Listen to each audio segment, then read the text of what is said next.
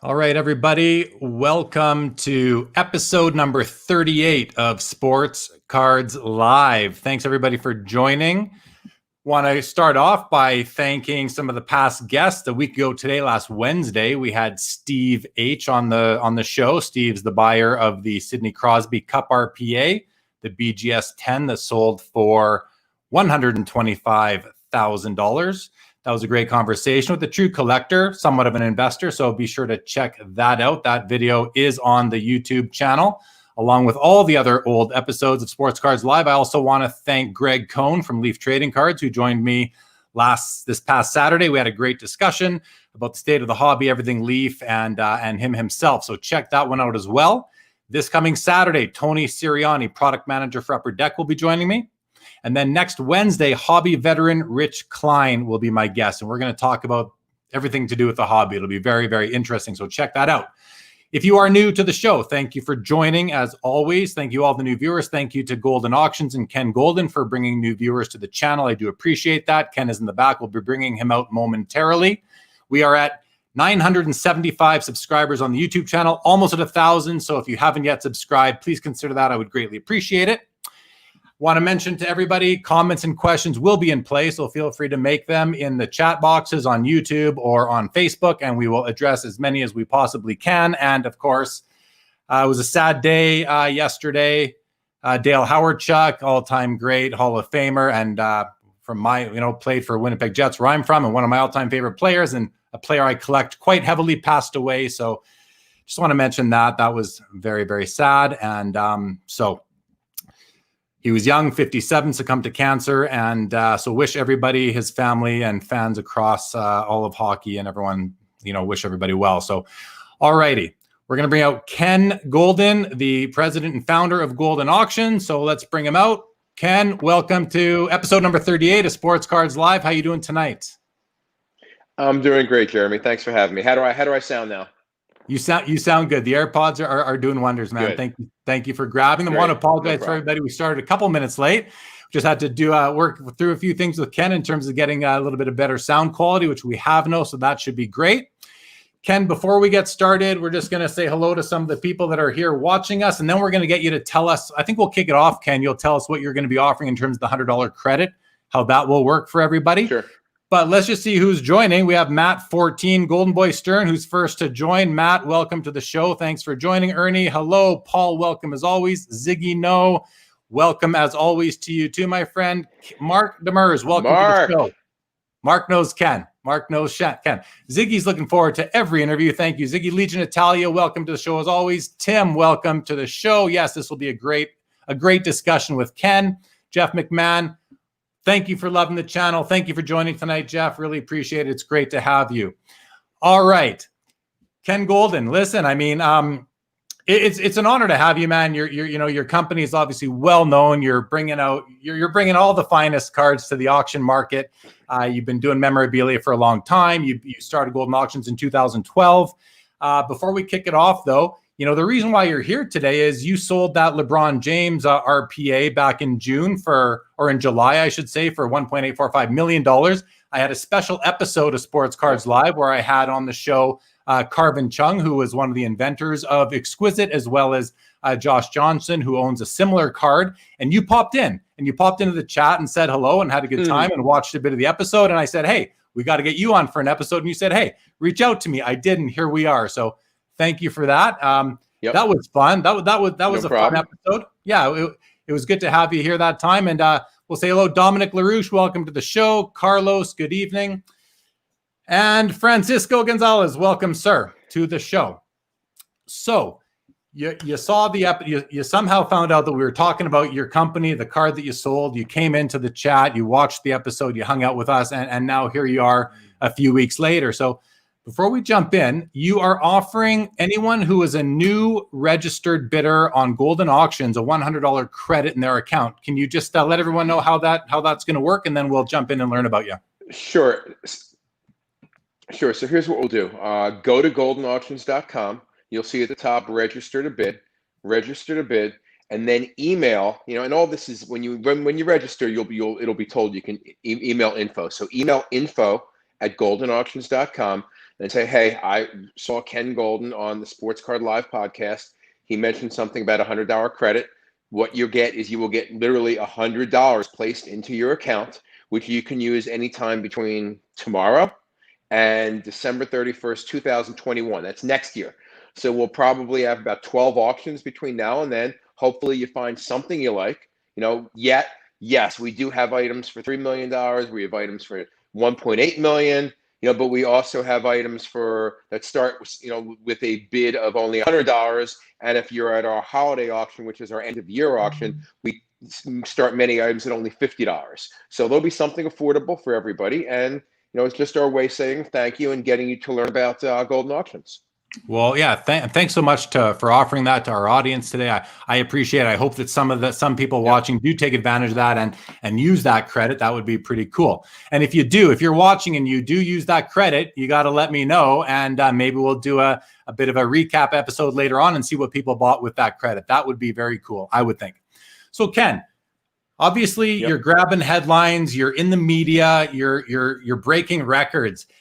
We're going to get to all that. Can you tell it, I want to get to know you a little bit. I want to know what were you doing? I know you started in the hobby at 11 years old. Why don't you take us through the trajectory from your intro to the hobby at 11 through till starting Goldin Auctions in 2012? Sure. So I probably started, quote unquote, in the hobby, when I was like 8 years old, 9 years old, like anybody else, buying packs of cards. And back in the day, I was buying packs of cards in the 1970s as a kid. And then, what happened was, and this is really weird, and I'm really going to date myself, but back in the day, these Lola electronic race cars and racetracks were the hottest thing. You get a racetrack and you get these electronic cars and you race them around. So I had one of those set up in my basement, and I had some cards, and then I had a couple friends over, and a friend said, hey, I'd really like to get that. And he had a baseball card collection. I'll say it because he's on Facebook, and he's a Facebook friend, commented me years ago and say, I take credit for your success. And I say, I'll give it to you. He traded me his baseball card collection for my electronic cars. The retail value of my electronic cars was probably about $70, worth today probably about $25. His collection at the time, I didn't know it. This was before Beckett came out with a price guide. Was probably about $500. I went through it. I sold off the ones that I liked. So sold off the ones I didn't want. Sold off my duplicates. Kept the best cards, and it was pretty much worth like a couple $1,000s at the time. He had cards from like big things. So it was like that was my first business deal, and that was the age of about 12 years old. Then I would go to flea markets every weekend. And by the way, if there's anybody watching the show and you're texting me right now, I'm not going to be rude. So just calm down the texts, because all of a sudden my phone is blowing up that I'm on the show. So I figured 10 o'clock at night, it's probably a couple people watching. So then I used to go around to flea markets with my father, and we'd find card deals. And then it was a Sunday, and we went to a flea market, and we were waiting in line to see the dealer. It was crowded, and the guy came in, about 19-year-old kid, and he wanted to talk to the guy. I said, hey, would you buy cards? He goes, yes, but come back on Tuesday, because they were closed Mondays. He goes, I'm too busy there. It's Sunday. And the guy walked off, mumbled to himself, well, I'm going to be shipping off tomorrow. So I said to my dad, I'm literally 13. I said, Dad, follow him. So my dad we follow him to his car, and we say, hey, you got cards for sale? Can we see him? He goes, sure. He opens up his trunk. He's got 6 large hefty bags full of cards. Hefty bags in the trunk, all thrown in. And, I do a talk. I say, what do you want? And he says, $100. I said, pay him, Dad, pay him. That's deal. My dad looked in his wallet. He had $70 in cash. So we go, will you take $70 for the cards? And the guy says, yes. We took the cards. I literally spent the next 3-4 months sorting out the cards. Probably came up with complete sets, missing 5 cards here, 6 cards there, from literally 1958 all the way to whatever the year that was, 1979. And I then said, okay, what am I going to do with all these others? I've got these sets, but I've got thousands of cards. Found out about Trader Speaks. Found out about Sports Collectors Digest. Found out about the classified ads in the back of Sporting News. Started placing ads. Took mail order. I would organize the stuff, fill the orders. Then people didn't know I was a little kid. give them to my dad. My dad's company would, he had a supply company, so he would ship them out. He would ship out the orders for me. So basically, that's what happened, and it got me into the business. And as I was a teenager, I was buying and selling cards. There's great stories back in the day where I would go literally, I lived in South Jersey. We would rent a hotel for the weekend at the Philadelphia Holiday Inn next to the airport, and we would put an ad in the in-card. It says, bring us your cards for cash. People would walk in, they'd see this 15-year-old kid, 14-year-old kid, they think they're going to take advantage of me. The best deal I ever did was somebody came in with a whole stack of T206 cards. They literally had 11 Ty Cobbs. Almost all of them were polar bear backs. So he had like 600 cards. I said, what do you want? He goes, $1 a card, $600. $600 for six. I mean, so Boy. so that's how I got my start buying and selling. And then of course, 2 years later, and they came out with the price guides, and then the whole business took off after that. But it was really the Wild West before that, and that's how I got it. So it's really been in my blood since I was a little kid. So little kid, and then all of a sudden you've got Goldin Auctions. What preceded Goldin Auctions? What was your business angle in the hobby before you started that company? Are you muted? For some reason, I'm not hearing you. I'm not muted. Can you hear me now? Hold on a sec. Can you hear me now? Let me tell you what. Let me try turning off the AirPods just in case. Can you hear me? Yes. Okay, because I can't hear you. Okay, maybe take out maybe. Weird. So let me try turning off the AirPod. Let me try taking them out. How about now? Can you hear me now? Okay. Good evening. Good evening, Thomas Newman. Are you there? Good evening, Shauna Feist. Can you hear me? Can you hear me, Ken? You can't hear me. That's not very. Hearing you at all. Can the crowd hear me? Can anybody in the crowd hear me in the audience? Please let me know. Tom Newman, can you hear me? I need someone to tell me if you can hear me in the audience, please. Do you want me to call back in? Why don't you leave and come back in? Okay, so I'm going to leave and call back in. Yeah, close the window and come back in, please. Okay, great. I'll do that. Okay. Sorry about this, guys. I don't know why he can't hear me, but we will see. We'll let him come click back into the studio. Thank you, Tim. Thank you, Jeff. Thank you, guys. I appreciate that. Paul, thank you. Mark, thank you. Legion, thank you. Matt, thank you. Adam, I cannot hear you, but thank you. I'm sure you can hear me. Dominic, Thomas, guys, I appreciate all the comments that you can hear me. Hopefully, Ken will come back in a moment. Here he is. Let's bring him back on. Now here, I don't know what that was. That's okay. Everyone can hear us. They can hear both of us. So let's just go on. So you started Goldin Auctions in 2012. You told us about buying cards in the hotel in Philadelphia with your dad in the hotel room. Tell us, what preceded Goldin Auctions? Sure. So I started when I was in college, still doing some buying and selling, and then my dad called me one day. This is 1986. I'm in college, and so I think it's sophomore year. And he says, hey, I want to start a big business. The baseball card market is really booming. And he goes, I think I can raise public money and do this. So I said, okay, not whatever. I said, I'll tell you what, you do that, because he still had his medical supply company. I said, if you can do that, I'll join and I'll run it. 20 years old, I can run a business. Why not, right? So he did it. The company was called Scoreboard. Founded, went public, raised like $2.2 million in cash as a penny stock, and Scoreboard was born. And we started off basically, my first meeting, 1987. This is like my first professional business meeting in my career.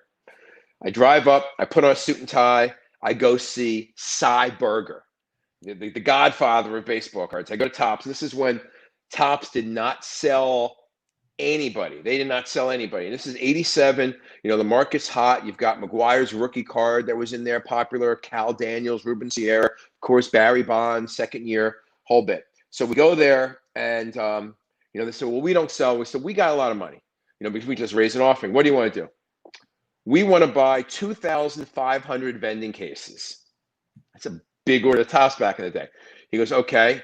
He goes, you have to pay up front. Fine. Pull out a check. write him a check for $500,000, which was, believe me, that was like a Walmart-sized order at tops, except it wasn't net 60 like Walmart. We're paying them up front. 2 months later, we got 2,500 vending cases at Scoreboard. So I went out, I posted signs in the high schools, hired all these after-school kids, and they sorted out the cards. And we'd pull out all the McGuires, pull out all the Sierras, pull out all the Nolan Ryans, Ripkins, Pete Roses, and we started placing ads, selling them individually. And we made a killing. The market was crazy. So we started selling, singles, and literally, like, we'd sell a brick of 2,000 of a player, 3,000 of a player, and people would invest in them. And then we did that for about a year. And then we said, let's try and do something else. So we started dealing in autographs, signing players, and putting them on TV. And I said, these card companies are really doing crazy. We started distributing for this company called Game Time. And they made this board game called Classic. And the Classic game was, you had a dice, had a big board. And I said, those cards are really great, but if we can figure out a way to get rid of that game, we'd be killing it, because they had a Major League Baseball license, Major League Players Association license. So we bought the company, and this is 1989. The first thing I did was I said, we're going to make a shell pack, kind of like a blister pack of cards, and we're going to put a single die in the back of it and say it's a game. Major League Baseball, Major League Players let us get away with it. I'm a smart guy. Griffey Jr. was the hot rookie. I put an 89 Griffey Jr. right on top of the blister. Sold 100. We did a production run of 150,000. Sold 150,000. The next year, I said, everyone wants the rookies, so let's come up with a draft pick idea. So I went out and I signed all the top players for a baseball draft pick set. That was Todd Van Poppel and Chipper Jones' rookie year. Lo and behold, the draft pick set was born. 2 years later, Shaq came out in the draft. I signed Shaq exclusively, and that was when the whole thing. So I did Scoreboard. We did the classic cards pretty much up and through 97. The market turned sour in 94 because we had a Major League Baseball license. We had an NFL license. We owned the Proline brand. We had a hockey license, and we had a basketball license. And 3 out of the 4 sports either struck or were locked out. And we got $60 million returned from retail stores. So the company struggled for a few years, and then I moved on in 97, and then the company ceased operations in 99. When I left, I formed Goldin Sports Marketing, and what I did was I worked primarily for Scott Boras, the well-known baseball agent, and I handled his marketing for memorabilia, trading cards, and licensing. So if Topps wanted to sign Greg Maddux to a deal, or Alex Rodriguez to a deal, somebody like that, they dealt with me. I also started, continued what Scoreboard had done at the time, which was I made a lot of appearances on QVC Network and HSN selling product. So I did that for about 6 years till 2003. And LeBron came out in 2003, so I had a good year in 2003. And then the market really tailed off, and I kind of got, it was just very slow. So I'm looking for something else to do, just, maybe a special event once or twice a year, maybe a couple buys a year. But really, realistically, I was playing online poker, and I was training for triathlons, literally for 4 years. Got divorced, not surprisingly. And when you're up all night playing poker, it's typically what can happen. Yeah. And then I'm looking for something else to do. And then in 2011, I'm online, I read a story. And by the way, if you're asking me a question, I might give you a long answer, but don't worry about it. I'm here all night as long as you need me. All right. So I see this Babe Ruth jersey sells at auction for $4.4 million. And I look at their rules, and they charge the buyer 20%. So I said, wait a minute. They just made $900,000 on one item. And then I also read about, all the crap that was going on with Mastro, and that's when it just started to come out. Okay. So I said, there's a company that did $25 million plus a year. It's probably not going to be around in a couple of years. I've got all these contacts with athletes. I've literally had signed every single major athlete dead and alive at that point in time, anywhere from the live ones, like, people living like Ripken and Mays and Aaron and Nolan Ryan, Gretzky, Joe Montana. So I knew all these guys. Kareem Abdul-Jabbar, of course, whose collection I got. I knew the Mickey Mantle family and so on. So I said, hey, I'm going to start an auction business. So I came up with the idea, and we came out with the site. Okay, we're going to do our first auction, come out in October 2012. I promoted my first auction in 2012. I remember I set up at the National Convention, took a booth, and by luck of the draw, of course, they put me next to Heritage Auctions. So you got this giant megalith Heritage Auctions, and you got this Ken Goldin, who most of the people, unless they were really in the industry, didn't know who the heck I was, with like 3-4 other people sitting around in the booth with a bunch of decent stuff. I called some people, got decent stuff, planned my first auction for October. The October auction goes into a final week. Hurricane Sandy hits. The entire East Coast is knocked out. I say, we're going to delay the closing of the auction for 2 weeks. We're going to do a benefit for Hurricane Sandy. So the first auction ends up, we do $800,000, maybe $850,000 in sales in 2012. And I say, okay, I've got a business. I'm on my way. And then we started building the business from there. And the first catalog, I literally had like 4 people. If there's 800 lots in that auction, if somebody can find an old catalog from October 2012, I probably wrote 600 of those descriptions myself. So I tell everybody that works for me now, hey, I did every job in this business. I took pictures, I wrote descriptions, I packed and shipped stuff. So I don't want to hear any complaining about anything. Hey, that's fair. It's always good when the boss knows how to get his hands dirty, for sure. Okay, gonna look at a few of the comments we have coming in, and then we're gonna move on. I do want to. The next thing I want to talk about, Ken, is sort of a little bit about Goldin Auctions now. Like, what does the company look like, people? But I just want to show. Tom says it's a blessing listening to your guests' free knowledge. Yeah, we always get great insights on the show. So thanks to Ken and all the past guests for sure. Paul says, classic. First autograph card I ever pulled was an Aikman Irving dual auto. Mark misses those QVC episodes. So we have a funny thing, Ken, here. These episodes go long, as I've told you, usually around 2 hours. And I got a few people that like us to go up. They always say, let's get to 3. It's later where you are than where I am. So I don't think we're going to get to 3 hours tonight, Paul. But hey, if Ken's up for it, you never know. Carlos says it sounds like the challenge has been accepted. I don't know about that, Carlos, but we'll see. It's up to Ken. Brian Kingsley, good evening as always. Absolute, thank you for joining. And Absolute's a great guy. I always ask people to hit the thumbs up button on the video. Please do if you're on YouTube. Hit that thumbs up button. Subscribe if you haven't. I do appreciate it. We'll get Ken to describe the $100 credit again shortly as soon as I'm done rambling, because we have new people who have joined. Alex Fonville, what's up? Glad to be in here. Been loving the shows during my long commute. Well, Alex, thank you so much for joining live tonight. Tom Newman, thank you for joining. Alex says RPA versus base card example. We're going to get into some details shortly, Alex, so ask that a little bit later, perhaps. Personal Finance Dad, Dustin, welcome to the show. Thank you for joining. Hey, got great guest. Yes, for sure, a great guest. Personal Finance Dad, a great YouTube channel. Check it out, just like Because I'm Carlos, another great YouTube channel. And I'm going to scroll up to Ziggy No as well, does a daily sports card content recap, guys. So check out all these content creators. Check it out. Yes, absolute. We're at 975 subscribers on the YouTube channel, almost at 1,000. So I thank you for helping me get there. Very much appreciated. So Ken, now that we've run through all that, Goldin Auctions, I'm curious how many people work with you. I mean, I saw on your website, it says you've done $750 million in sales in the business. I think that number might be out of date. Can you tell us a bit about the company and how far it's come from 2012 until 2020? Sure. That number is my personal sales since I've been in the business. Goldin hasn't done 750 yet, but basically just to give people some numbers. So we've got 20 something employees now. We went from $800,000 in 2012 to this year. I expect to do $80 million or more, and we have probably about 10 auctions this year. We get stuff done. I mean, I am, a lot of people in the business are a lifetime hobbyist. Okay, they're lifetime hobbyists, or lifetime collectors. They hadn't really been in the real, quote unquote, real world where they've done something besides this. At Scoreboard, I was CEO of a publicly held company. I had 352 employees. I had a $20 million bank line. I had shareholders. I had liabilities. I had, board of directors.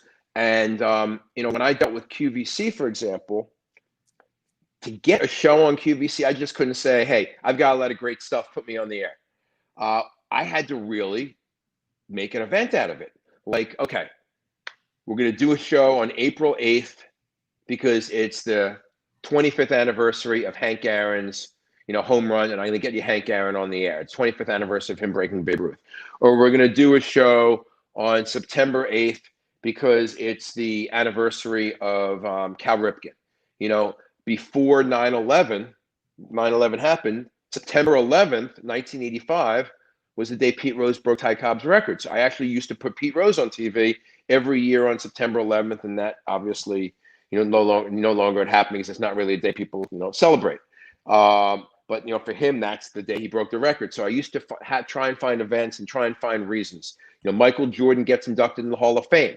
I do a deal with the Basketball Hall of Fame, and I put Michael Jordan through remote on QVC on the day he's inducted. So those are the type of things. So I look at that and I say, okay, I have to make every auction like an event. I have to make my auction house. People say, I want people to look for it. I don't want it to be like eBay. I don't want it to be like these other auction companies. Oh, we got a bunch of cards. This is fall auction number 367. Some of these companies have been around for 30 years. So I look at it and I say, I want to give everybody a reason to go. So that's what I try and do. And, a little bit about the background now is we have affiliations. So we're the official auction house of the Naismith Basketball Hall of Fame. We're the official auction house of the Babe Ruth Museum. We're the official auction house of Babe Ruth, of Major League Baseball Players Alumni Association, and the Jackie Robinson Foundation. So I do a lot of partnerships. I try and get people involved. And that's my whole view on the hobby as well. And that's how Goldin grew, because I said, I don't want to go out and appeal to the diehards that are going to be watching this show at midnight Eastern time, 11:30 Eastern time. I want to go out and attract the general sport, because look, you guys are going to come. You guys are going to go to the auction. You guys are going to buy. You guys are going to sell. You guys are going to trade. You're going to go on eBay. You're going to go on my auction site. As much as I don't want you to, you're going to go on competitors' auction sites, and you're going to sell, and you're going to consign, and you're going to bid. What I want is I want to attract the general sports fans out there who may have bought something, from the Stadium store. Maybe they bought something, a jersey from Fanatics, or MLB.com or any of these other places, and they don't even know of our existence. I want to attract them and let them know, hey, there's a hobby here. You've got that autographed item, you can sell it here. You pull this great card out of a pack, you can sell it here. You like LeBron James, you think his stuff's going to be worth something in the future, you can buy it here. And those are the people I try and attract, and that's what I try and do to build the business. And yes, initially it helps my company, but over the long term, it helps the hobby, because once they're hooked, they gravitate and they buy from everybody. Okay, awesome. Thank you, Ernie, for the update in the Philadelphia-Montreal hockey game. I was wondering what that score was at, so thank you for that. 4-3 Flyers. So, all right. Yeah. I'm sorry. I'm out here in Philadelphia, and there is my Eagle shirt. So here we go. Hey, you got to represent. Sorry, man. Canada. That's okay. You got to represent, right? We're all sports fans, so yep. It's the one common thread. Even though we have rivalries and we don't always get along as fans, we have that in common. So yep. So that's great. Brian Kingsley says, "Well said, Mr. Goldin." There you go. So Ken, why don't you just tell people who joined since you last described the $100 credit? Just let people know again what you're offering to people who register with Goldin Auctions tonight. Sure. So you can go to goldinauctions.com, click register to bid. It's free. There's no charge ever.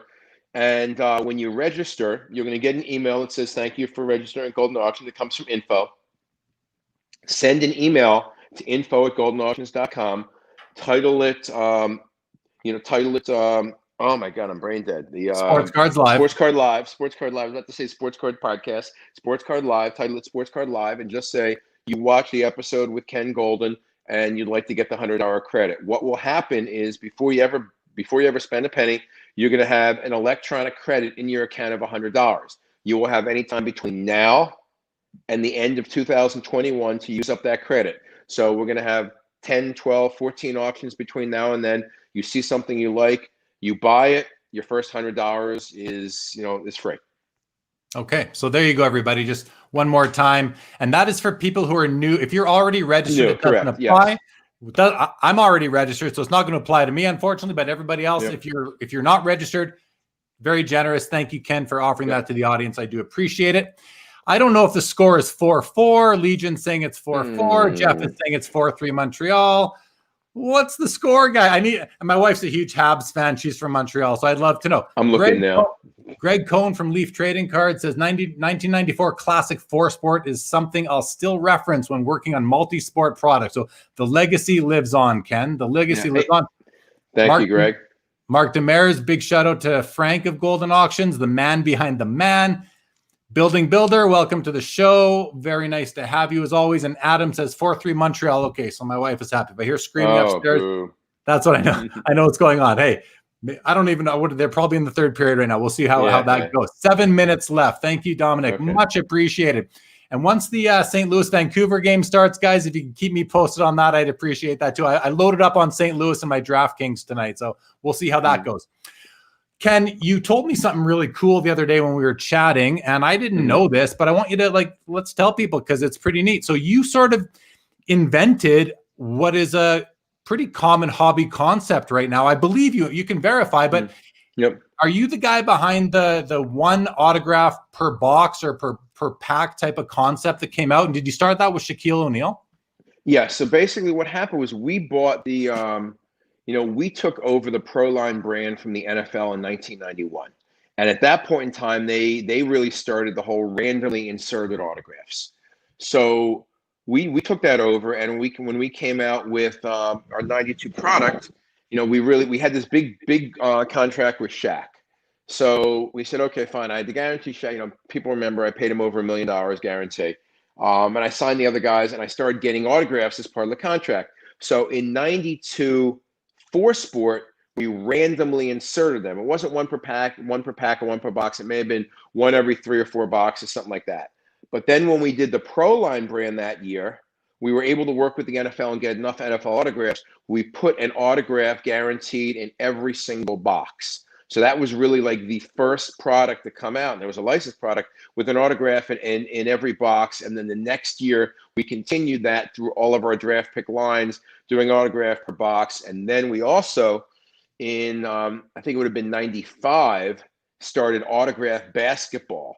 And in that, you got an autograph in every box, more like 2 or 3 autographs in every box, and then you got a memorabilia redemption in every box, like an autographed jersey, an autographed basketball, and that was really, I know that's become more common in later years with the redemptions, but that really started it. And then we also had an autograph per pack product, autograph PPF or something like that. It was one of the last products that was made. But yeah, that was really what happened. Is we had to give these big contracts. And a famous one, you want to talk about a famous contract?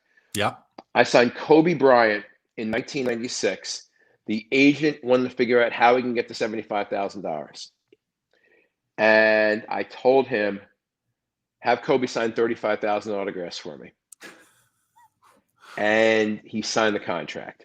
So in Copy of Scoreboard's contract back then, Kobe signed, got $10,000 up front, signed 5,000 autographs, and we had the option to take like additional 32,500 autographs at $2 each.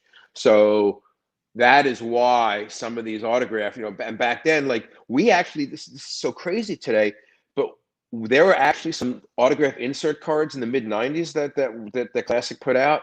You pull it out, it literally says, handwritten on the card, 1 of 4,300, which means like literally the guy signed 4,300 in the card. We didn't know at the time that less was better. We wanted to make as many people happy by getting a Shaq autograph or a Kobe autograph or a Derek Jeter autograph. People tell me now that some of the Jeters, because Jeter only signed like 250 autographs, that if you have one of those in Gem 10, it's worth several $1,000s. But the other stuff, a Shaq autograph should have been great, but there were thousands and thousands and thousands of them that were put out there. But yeah, that was the whole start of it. Okay, well that's interesting. It's cool to know you're somewhat of a pioneer, and I think we need to recognize these things in the hobby for people who came before us.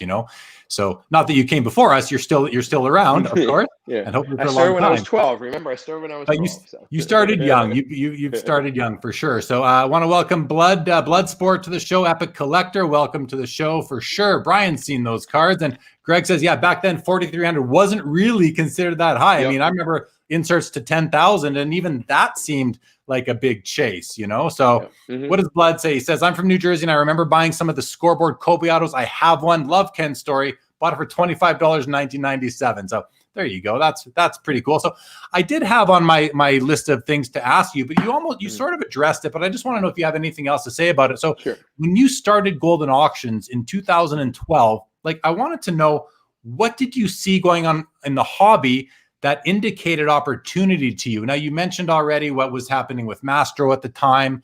Was there anything else that made you think, like, and you mentioned the Babe Ruth jersey and how, you know, with the buyer's premium, there's money to be made. What did your instinct tell you that the hobby was going to blow up or grow at that back in 2011, 2012? Well, what I noticed back then, you know, this is the very start, you know, what I noticed was that the game used items were really becoming popular. Okay. A lot of people started collecting game used. And then I also noticed for the very first time that some of the cards coming out were no longer junk. And when I got into the business, that's really when I started to notice, is the first year, 2012, 2013. So wait a minute, why, you know, like LeBron James cards back then were worth money. And the Michael Jordan rookie card started all of a sudden because it was garbage for years. And it's amazing for people to hear that, but nobody cared about it for years, for 10, 15 years after it came out. But I noticed that those cards people started collecting, and I started seeing them in the auctions. I started seeing that stuff going up. From, you know, it's I'm going to say it. From a competitive standpoint, I thought I was perhaps entering a landscape without businessmen in it, you know, without marketing people in it. So I did a deal with the Basketball Hall of Fame in 2009, and we did 12 banners. These, you know, we got 12. Was it 12? I think, yeah, 12 banners signed by the Dream Team, which was inducted in the Hall of Fame, Basketball Hall of Fame, in 2000. 2008 was Jordan's induction. 2009 was Jordan's induction. 2010 was, I think, the Dream Team's induction. So 2010. So, and this also prompted me to start my own business. And I'm even going to mention their name on the air. I don't care. This is what you get when you get me. So we sold the Basketball Hall of Fame, got everybody to sign these banners, and they were the actual banner. So it's a full-size banner that hung at the entrance of the Hall of Fame for a year, and now is like in the rafters. And it showed all the Dream Team members. So they got 10 players to sign, and 2 of the coaches. So they got everybody but Pat Ewing, because he wouldn't sign autographs, and Michael Jordan, because he was an exclusive for Upper Deck. So, you know, they kept one of them signed. I kept 2 of them signed for myself, and we sold 10 on QVC for like $2,000 each. Okay. I said, you know something, I'm going to get mine completed. I used to have Pat Ewing under contract. I used to have John Thompson III, who was the coach, then became the coach at Georgetown, as an employee. So I called up coach and I said, listen, how can I get Patrick Ewing on these? So I got Patrick Ewing on my 2. And then I called up Upper Deck and I said, hey, it's your big customer, Ken Goldin, because I was a huge customer back then. You know, when Yankee Stadium closed, I had Upper Deck produce me 100,000 special Yankee Stadium seats, Yankee Stadium box sets that I sold on QVC for them. So, you know, I would go to card companies back then, and I'd have them special order, just like people see special product for Walmart, special product for Target. Back then, I would like literally, I wish I saved them. Didn't know what would happen to business, but I would like special order sets, and they'd produce 20,000, 30,000, you know, 40,000 sets. Fleer did one for me for Ripken's retirement, you know, and so on and so forth. So they got Jordan to sign my 2 banners. So I said, okay. So I contacted Gray Flannel Auctions, and I sent them a picture of my banner, probably in 2010, 2011. And I said, hey, and I just found out about their auction. I didn't know anything about them. I said, I'd like to consign this. And I still have the emails. Couldn't get a consignment director to get back to me for literally over a week. Finally, when one got back, the guy told me something along the lines of, like, we have a minimum of $5,000 consignment. We can't accept it. And I'm like, okay. You don't want a Dream Team banner signed by the entire Dream Team, all the coaches, including Michael Jordan? That's fine. Meanwhile, I open up Goldin Auctions. I put one on my auction. I think it sold for like $12,000.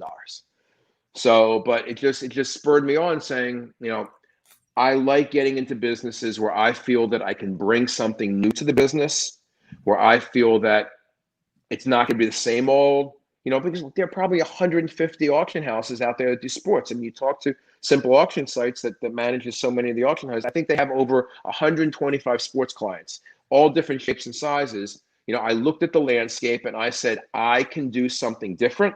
I can bring something different, and I can do it in a different way. And initially, I thought what I would be doing was I'd concentrate a lot on player collections, bringing in player collections. But then in my second auction, I landed Mr. Wagner, and that changed everything. And of course, we got the Honus Wagner in 2013.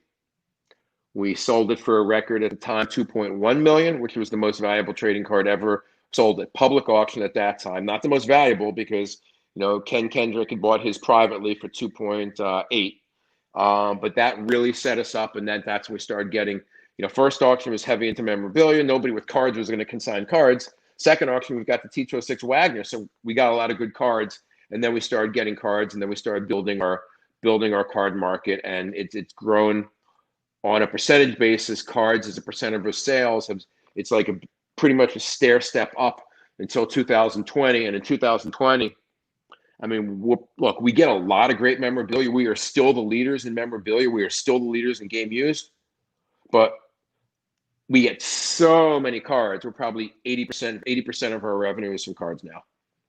Yeah, that's awesome. One of my questions was going to be kind of like, how do you see Goldin positioned in the sports card segment of the sports card memorabilia hobby? And I think you just kind of answered that for me, that, if you're 80%, but actually, why don't you just speak to that a little bit? Sure. Before you do, this is great. So Brian Kingsley said, if I had one of those banners of the dream team, I'd make it part of my death shroud.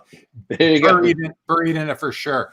I like this one. Building says, girlfriend's in the background, Matt, trying to tell me I need a sports card intervention. I'm really going to miss her. Yeah, it's just not the right girlfriend. Let's face it, right? Not the right girlfriend. And then Greg Cohn at Leaf says, products from Proline, Classic, Scoreboard, Signature Rookies, and others offered something Topps, Donruss, and Fleer didn't. They didn't adhere to the same formula. You never really knew what to expect, and they were fun, exciting, and unique. So that's a nice comment, Greg. And I think that just speaks to, to your willingness to take risk and try new things back in the early days. And maybe is why you were able to spot the opportunity you did in 2012, along with other, factors, and get going with Goldin Auctions. So,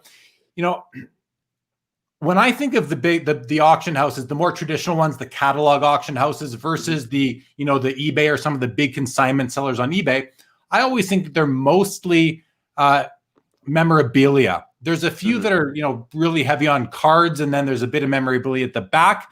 But, sort of with that perception that I have, I'm sure others do as well. I'm going to ask the question in case you have any additional information to add. How do you see Goldin Auctions positioned within the sports card hobby amongst all the other methods of buying and selling cards? Okay. So, I'm normally not a very political person, so I'll just get it. I look at the average, and I was explaining some of the business. I view Goldin as wanting to be the leader in the cutting edge items. To me, yeah, you can sell a Babe Ruth jersey for $4 million or $5 million, but guess what? There's a lot more people who want a Mike Trout game used bat and can afford a Mike Trout bat, and there's a lot more Mike Trout bats out there. I'd rather sell 25 Mike Trout game used bats a year than get one jersey from the 1920s every 5 years. So I looked at it and I said, okay, I saw a trend in the marketplace. It started for me with game used, that things that are modern have a lot of value. Unlike when I grew up, when it was, you want really old, collectors now want something. If they're game used collectors, of course they're going to want Babe Ruth. Of course they're going to want Jackie Robinson, Mickey Mantle, but they want the players that are playing now or that they remember. The Derek Jeters, the Mike Trout, the Juan Sotos, the Acunas, okay, the LeBrons, the Jordans, the Kobes, the Mahomes, the Bradys, okay. So it started with memorabilia, and then I'm going to combine this with something else. And then in 2016, I noticed it starting with modern cards. So what I view Goldin as is I went into the business and I said, you know, there was one giant in the business, that was Heritage, one giant. And I said, you know, what I'm going to make sure I do, because I'm literally like Michael Jordan and Kobe Bryant. I'm all about the competition. I'm less about the money. I'm less about the community. I'm about competition. I want to go in there and I want to fight everybody. I want to go in there and if I get a deal, it takes great containment for me not to tweet something out on my personal account, me driving back in my car with a $2 million card. And I know, okay, I want to save it till the auction launches, but it takes a great deal of self-restraint to do that because I'm excited about the item. I'm excited about the item. Not about what it's going to bring. I'm excited about the item. I'm excited it's going to make people jealous. I'm excited that people are going to be talking about it on forums. I'm excited that everyone's going to get excited about seeing it. You know, so I wanted to do my best to make Goldin a clear number 2 in volume to Heritage. And then once I did that, I wanted to take over the business. I wanted to be the one that people said that if you have a high profile item, you know, item that's going to get people excited, that Goldin Auctions will do the best job selling it. And that's really how I want to differentiate it. Yes, we send out a ton of emails. We do. We send out a ton of emails. We advertise all over the place. There's not a forum out there that doesn't get our money. There's not an authenticator out there who doesn't send emails for us. We send emails. We do ads with Rob Report. We do ads with USA Today. We do ads with, you know, with DuPont Registry. I'm all over TV. I'm on, literally in the past year, over 20 appearances on ESPN, 10 on CNBC, and probably 30 on Fox Business. Been on Good Morning America, been on the Today Show. That is our business. That is our marketing strategy. We want to be the brand name that is associated with the sports memorabilia business. And I love the fact that for the past 3 Super Bowls and the past 3 World Series, when Bloomberg wants a quote to say, hey, what is this ball worth? What is this jersey worth? They go to me. When USA Today was talking about Tom Brady's stolen jersey and they wanted to get an estimate in the value, they go to me. When some guy on Twitter, who I don't even know, but he's always got 800,000 followers, says, bucket list accomplished. I won an item on Goldin Auctions. I'm like, oh my God. I mean, that's like tremendous. And when I see Ben Baller, who I didn't know who the hell Ben Baller was, you know, until Project 2020 Tops. Yeah. He goes, enough of you. You know, he curses, but so I won't use his words. But he goes, enough of your guys bull with these stupid offers. I'm going to sell my stuff on Goldin Auctions. Paraphrasing him. But all of a sudden, I followed him and I DM'd him and said, yeah, let's do it. But that's what gets me excited. So I want people to be excited about the company, and I want people to be excited about the product. So now let me get back to 2016. And this is, I think, what your listeners really want to go to. And listen, I hope everybody's got their coffee. I've got my Diet Coke because this is key stuff. So in 2016, the market was taking off. Okay. It was not taking off like it is now because it was very segmented. Like all of a sudden, a 55 Topps Clemente was going up 3 times in value, but other cards weren't moving at all. You know, 54 Aaron, 68 Ryan, 58 Johnny Unitas, some of these cards. And I thought the market was reaching an artificial top on a lot of these cards. So I contacted the guy who bought the Honus Wagner, and I said, listen, how about I make you $1 million? He goes, what do you want to do? I said, I want to sell your card. Guarantee you I'm going to get $3 million for the card, at least $3 million. He said, okay. So he consigned the Wagner to me. I came up with the idea of a 50-lot auction called the Great American Card Auction. And I promoted the Wagner. We had great items. We had like a 1933 Gaudi Lajoie 9. We had a PSA 7.5 52 Topps Mano. We had the T206 Plank. We had the 54 Aaron rookie in a mint 9. We had all the big ones. And then I did something that people wondering, why the heck did you do that? I stuck a 2003 LeBron James card in that auction. with all the greats of the game, with the Wagner that people thought might go for over $2 million, with the 52 Mantle that they knew would go for over 300,000, with the Lajoie, with the Eddie Plank, with all the Holy Grail, with the 55 Roberto Clemente PSA 9, which sold for like $460,000 at the time. So it was the ultimate logo man, LeBron. It had sold on eBay, I think, for in a private transaction, the vicinity of $80,000. So what happened was I had the card, I displayed it at the National, and everybody was going crazy over these cards. And I said, you know something? This is 2016, remember. There are a lot of people that are into this modern card stuff. There are a lot of people that, I got to put this card with the Honus Wagner. So we put the card in the same auction with the Honus Wagner. The auction ends, the Wagner sets a record for $3.1 million. All-time record. All-time record. ESPN comes out with the next day with the article. LeBron James card produced in 2003 sells for $316,000. Sub-headline, Honus Wagner sets new record at $3.1 million. And that's when the light bulb clicked. I said there are more people who care about these modern cards. The junk wax card era is over. I talked to a vice president at Topps about it. I spoke to a product manager at Panini about it. I said, tell me what you guys are doing. Tell me how you're doing it. Tell you how, I wanted to learn what they were doing, why these cards were worth so much. And I talked to some of my old friends in the business who used to be distributors of me from classic cards, like Peach State and GTS and Tom Fish of Blowout Cards, old friends of mine in the business. And, Lloyd Key, GTS. And I said, well, what's going on with this market? And that is when the light bulb went off in my head and said, you know something? All these other guys are fighting over the vintage cards. They're all going out and they're all beating each other's heads on consignment fees and trying to do this and trying to do that. I want that market because I want everything, but I'm going to be the guy who promotes the modern card market. I'm going to bring the guy who unveils his great curtain and teaches people what an RPA is, what is a rookie patch autograph, what is a refractor, what is a red refractor, what is a superfractor, what is an orange refractor, what is a blue refractor, and then a few years after that, what are the shimmers? So all the different terminology. Why is Bowman Chrome better than Topps? What is a black refractor? What makes you exquisite unique? Why is exquisite unique, and why is like ultimate like the second best brand of Upper Deck?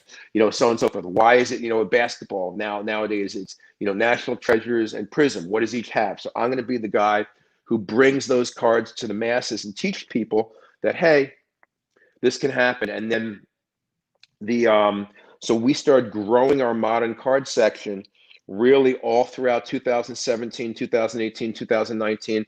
We had some really nice sales. We had a couple Trout. We set the record for a Trout Chrome Orange in 2019. We sold one in February 2019 for $184,000. People said, it's a fluke. It couldn't happen. 6 months later, we sold another one for $186,000. People said, wait a minute, this market's for real. But then the real breakthrough from us came in January, where somebody who had a collection of 2003 Exquisite, who was a customer of mine, said, listen, I've got these cards. I want to buy some stuff in your auction.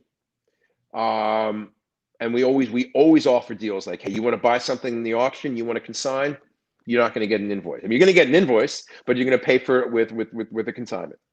So he said, I've got these cards. They were all raw. He had them all since like 2004, 2005. So he shipped them to me, got them graded. Two of the cards were the famous logo men. So it was the 2003 Exquisite LeBron Kobe logo man. And the LeBron Jordan logo man. He didn't have the LeBron Kobe, and the 2003 Exquisite Kobe Jordan logo man. So, and I got some other cards as well. So he said, I don't want to put them in auction. I don't want to risk it. I don't think I'm going to get a fair price. So we sold privately the LeBron Jordan logo man. And I asked the buyer, this is like really big news, because the highest price modern card at that time was like $440,000 for the Brady, I think, the Brady ticket, whatever. And the highest price basketball was the LeBron was The LeBron was the modern, but the Kareem Alcindor at like 400 grand was the highest priced basketball card. This like annihilated everything. I said, can I announce this price? I won't announce you. He goes, yeah, go ahead. You can announce the price. So we put out a press release. We sold that card for 900,000. Of course, 4 days later, good old Nat Turner is on his Instagram showing off his shiny new logo, man. He bought from Ken Goldin privately. So I'm okay, fine. Nat, you want to go tell the world you got the card? You can tell the world you got the card. But that really opened up the floodgates, and that's when everybody started contacting us. Then, of course, we had, so our next auction comes, and we have the Trout Red. The Trout Red, the guy says, what are you going to get? Can you get me 500? I said, I don't know if I can get 500. I'm pretty sure I can get at least 400,000. So my goal was to get 500,000 for the card.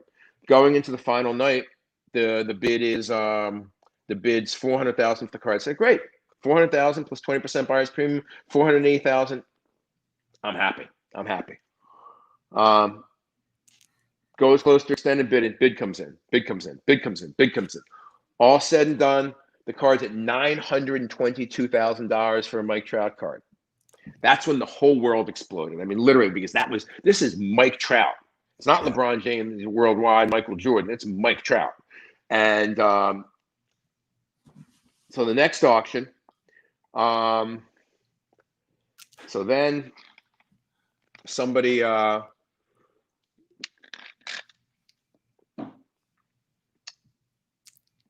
people are going to say, I regret missing this show. So the underbidder, I call him up and I say, you really wanted that card, didn't you? And he said, yes. I said, okay. I know someone who has one. Let me call him. Let me see if I can make a deal. Now, the subgrades are different. The one we sold had 10 centering. This one didn't have 10 centering, so it wasn't quite as high quality, but it was still a 9.5. Next day, I called this guy, waited till he woke up in the morning after my auction. I said, I have a deal. I really think you should take it. Didn't know about the sale yet. I said, what do you think this is worth? He goes, I can sell your card for X. He goes, you can sell my card for X? I said, yeah. Sold another red trout to the underbidder. Wow. Because, there's 5 of them. And I happen to know where 2 of them were. So then the guy whose red trout I sold, not the one who auctioned it, the one who private sold it, was so happy with me that I got him such a good price because to him the card was worth 300 grand. He consigned, drum roll, the LeBron RPA Gold, the 9.5. So then, of course, we had that auction and ended at this point, 4 weeks ago? And that's the card we sold for $1.845 million. And now, of course, it is, let's see if this will show. It is the Goldin Elite auction. It is live now, and it's at goldinauctions.com. We've got the Trout Superfractor right now, which is a couple bids away from breaking that record. And we also have not only the RPA 9.5, but what I really like about it is it's a great patch, it's great subgrades, and it's also number 2 of 99. But this is what I love about this business. So yeah, that's crazy, man. When you get a lot of publicity and when you do good for you, and that's what my secret of success is? Treat your consigners well. Do a good job for your consigners. You do a good job for your consigners and you keep the customers happy, you're gonna get the business. You're gonna get the cards. So based on the success of those 2 cards, some got a random email one day. The guy says, hey, I know you sold 2 of those logo men. I bet you're looking for the 3rd. Oh. So this, my friends, is the Kobe LeBron 2003 Exquisite Logo Man. Now, if you follow me on Instagram, you've seen this card. If you do not, now, there's 2 Instagram. There's an at Goldin Auctions, which everybody, listen, it's a must follow. It's an absolute must follow. But there's also an at Ken Goldin, which is my personal account, which is where sometimes when I make these prize finds, I don't want the whole world to know. I'll just show it on my Instagram. So you know about this. this is sold. It was sold privately, but it was I was shipped the card during COVID, and so we're gonna make arrangements once guy I know the person, trust me, says I'll get it. You keep it. It's safer in your vaults. Keep it in your vaults, and I'll get it. I'll get it when I can. Get it when I can travel and fly and whatnot, because I don't want that shipped in the mail. I'm like, okay. But yeah, so now it's a freight train, and it keeps rolling. And when this auction ends, we've got another one. A late summer auction is going to open up. I won't tell you any of the big cards in that, but I will tell you it is a staggering auction, tremendous auction. And look, if people want to know something about this, is this a business? Yes, it's a business. But if you can't tell from watching me for the past hour and 2 minutes, I love this stuff. I love it. I get excited. I got mail today. I got a shipment back from Beckett today. So I got this back from Beckett just today. If you check the pop report, you'll see it. Check the pop report. It is number 23 of 23. The number piece, LeBron Jordan, dual numbers. And then I got this pack back today, which I think has a really cool patch for a limited logo for Michael Jordan. Wow. From 2004 Exquisite. Beautiful. Right there. Okay, man. Wow, like I've got so much going through my mind right now. You've been talking for about 20 minutes straight. I got all these thoughts. No, it's great. I mean, you keep on saying, people are gonna be upset they missed this show. And hold on, you do the talking, man. You got great information. So it's not every day we get somebody in who has insights like you do. So I do want to just take a second though, and I want to thank Paul and Brian for letting me know that I think the Habs won 5-3. Pretty cool. You were talking, Ken, about treating your consigners well, and Mark Demers, who I'm guessing is one of your customers, he says the biggest difference between the other guys and Goldin Auctions is the personal service by far. I send an email, I get a response in minutes. Consigning or buying Goldin is the best choice. That's a nice endorsement. And I'll say, even in communicating with you over the last few weeks in terms of arranging this episode, I send you an email, you get back to me like it's because I'm glued to this. I am glued to this nonstop. It's got me. You're very quick on the emails, and I that's always appreciated, of course. But I want to mention, and another viewer makes a comment that ties in. You love the stuff, as you said. You love the item. You're clearly passionate about it. Sure, you're a businessman, and by the sounds of it and the looks of it, a darn good one.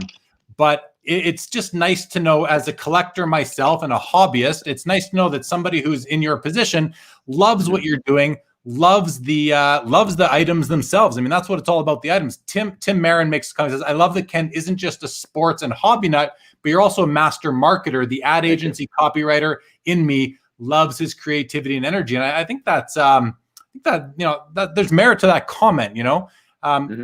It's really nice just to see the passion is what really speaks to me. I love that. And so, kudos to you on that. Absolute says, Ken, you're going to make it 3 hours easy. We'll see. Building says, man, this is good stuff tonight, right? Yes. Great. Cool story. You can't make this stuff up. Just popping in. This is Craig. Dunkachino, welcome to the show. As always, Tim says we're going to need an intermission. I will. We just might. What else do we have here? Want to thank everybody for joining, making the comments. If you haven't subscribed to the YouTube channel yet, I'd greatly appreciate it if you would. When we went live tonight, we're at 975 subscribers. Be awesome to get to 1,000. My goal was by the end of the month. I think we might get there by the end of the week. So that's awesome. Brian, by the end of the night. Tell your friends what's going on. Tell them to tune in right now. Tell them to subscribe right now. Yeah, please do, guys. If you're out there, send a tweet, send an Instagram out there. Take a picture of the screen. Let them know that Ken is he's giving out some real cool information tonight. So if you haven't caught earlier the beginning of the episode or the first hour, you can always go back. These episodes, they live on the YouTube channel. This is episode number 38 of Sports Cards Live. So I got 37 other episodes with a lot of really important guests, people in the hobby, some big time collectors, and people from card companies, grading companies, all sorts of different guests so far. So definitely check out the older episodes.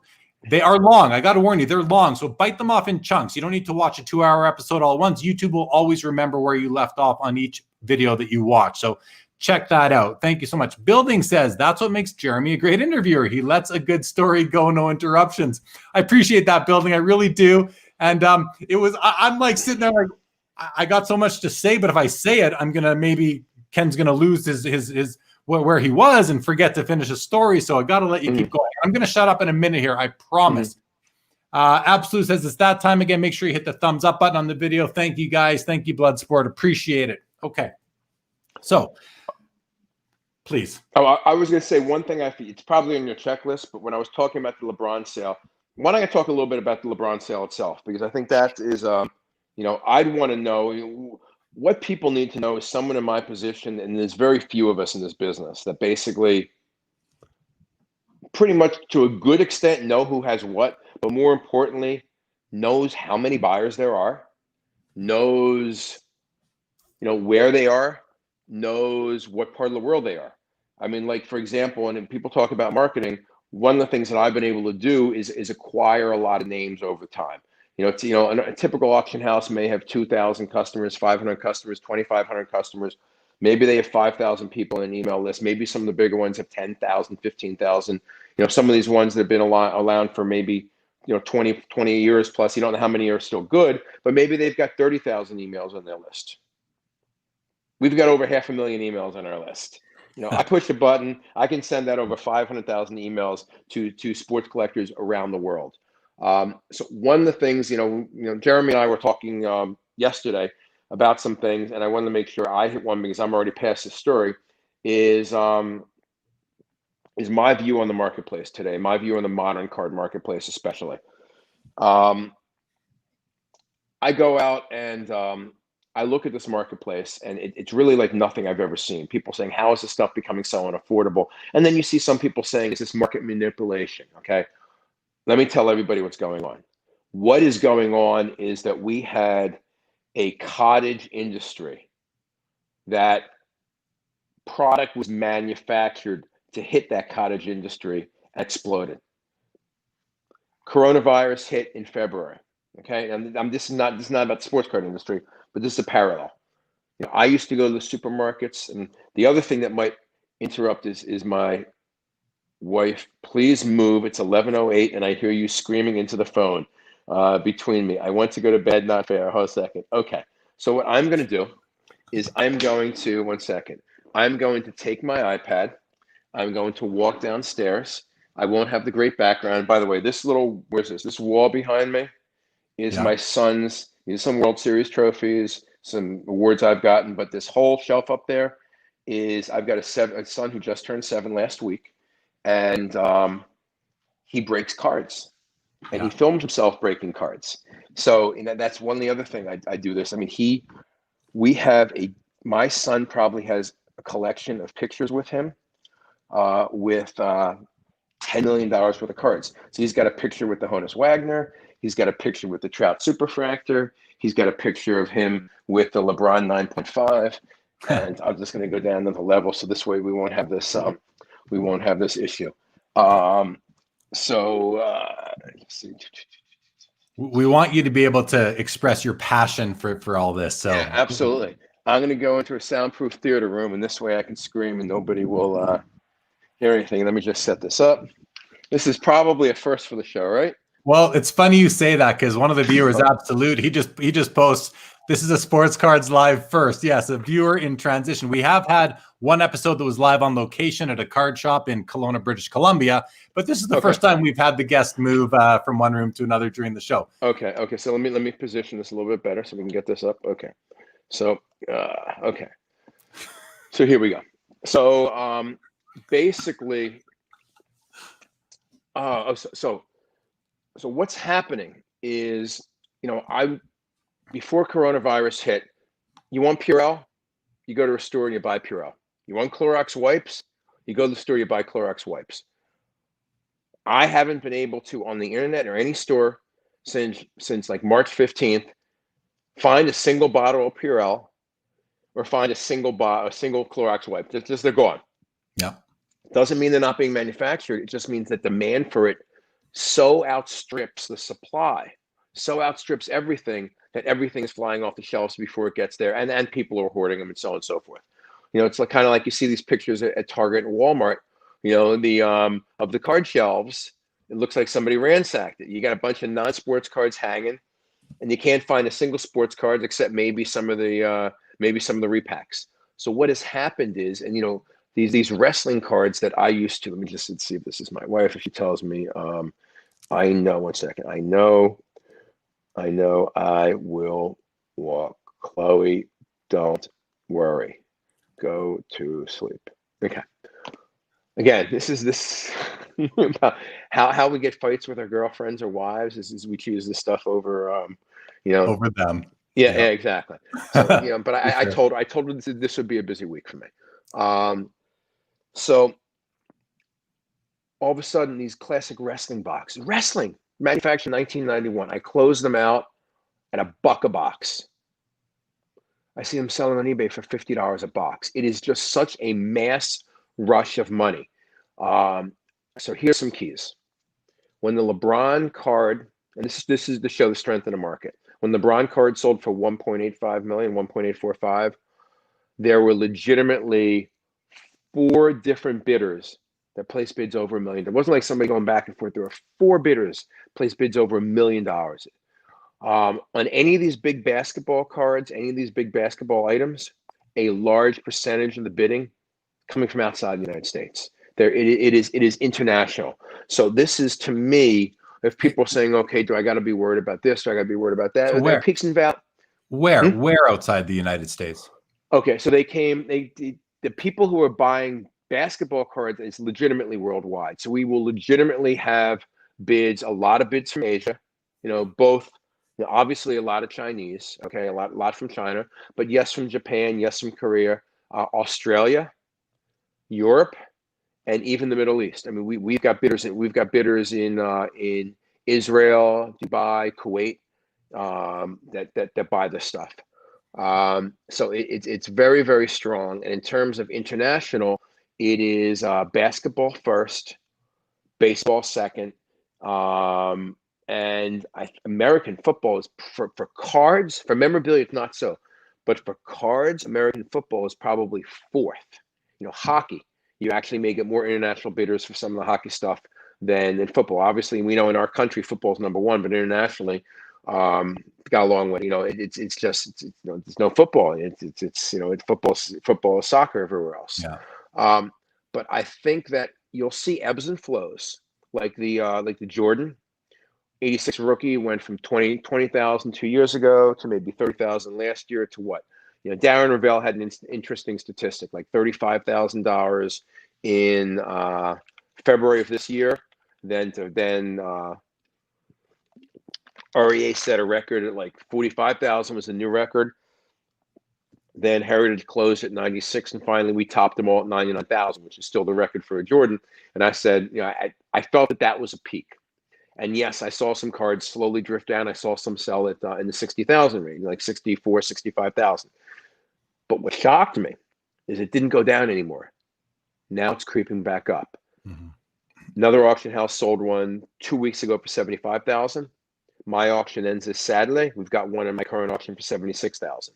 So the key players are going to have strength. And I really think in the general marketplace, we're probably, if it's a 9-inning game, we're in the 3rd inning, because there are a lot of people with a lot of money that are just now organizing these monies. I'm organizing the money. I have conversations with people who are like money managers, and they're talking about, they got X in stocks, they got X in bonds, they got X in precious metals, X in oil, and now they're putting X in cards.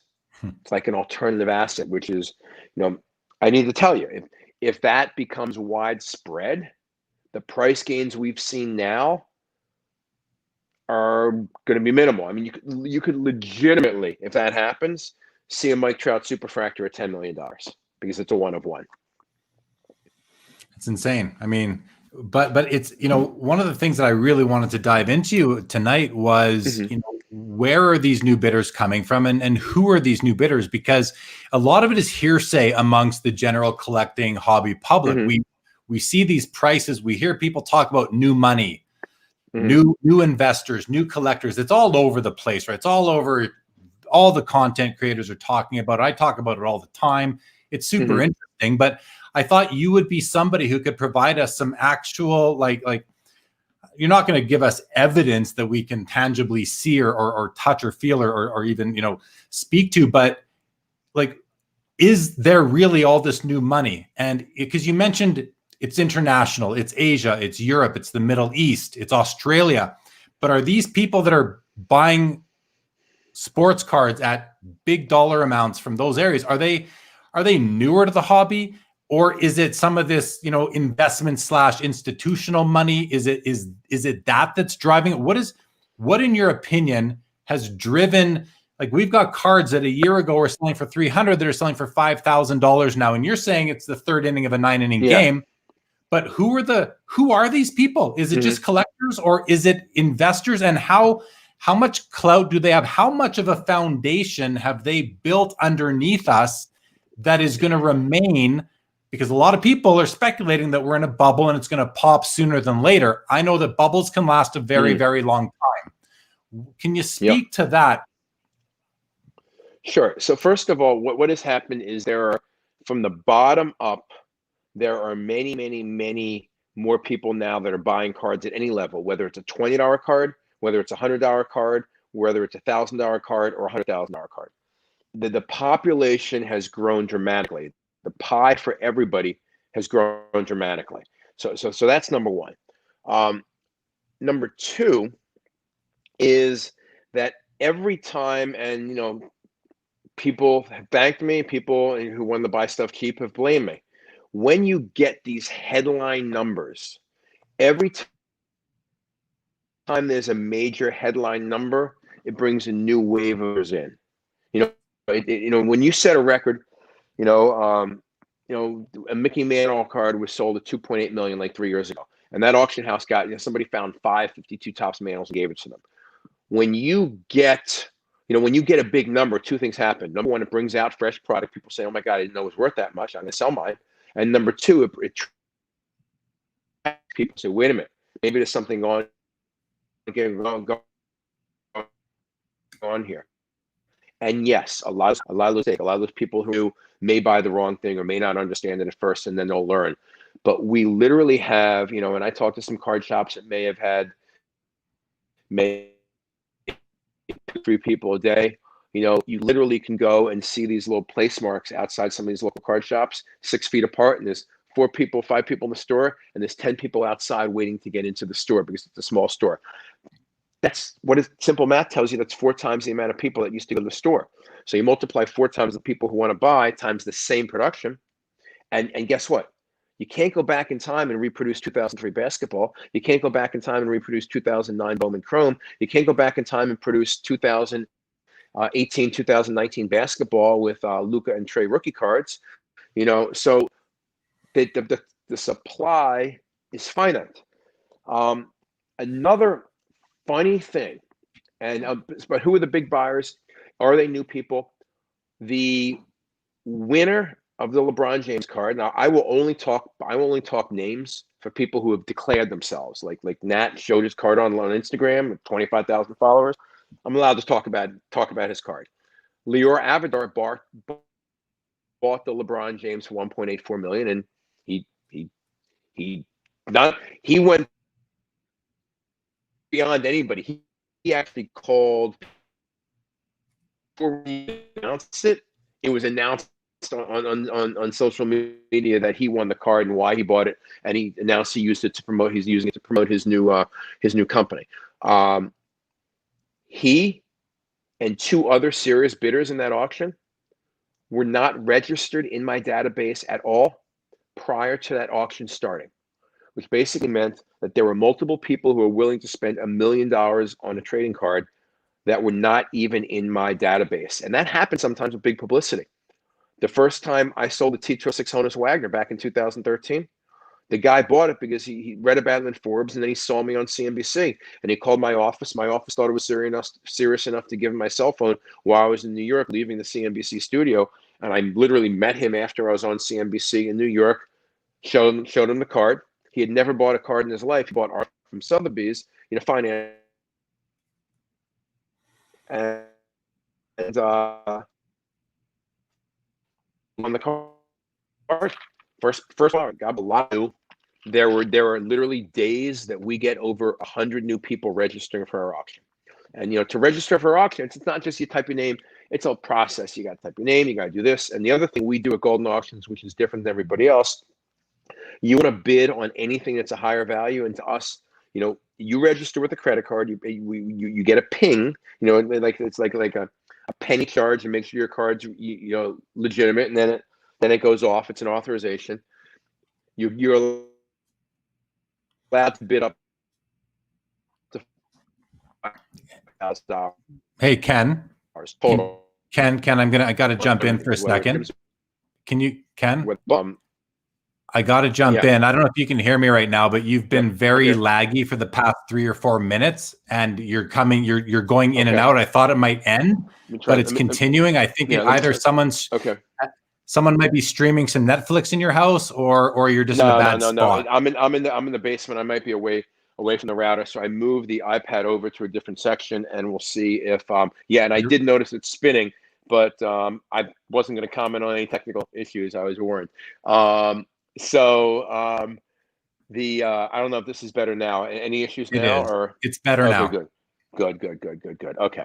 So basically, we do a credit check. They have to give references, and if they want to bid like over 100,000, they're pretty much gonna have to send us a financial, either another auction house, show us invoices or show us a bank statement or something like that.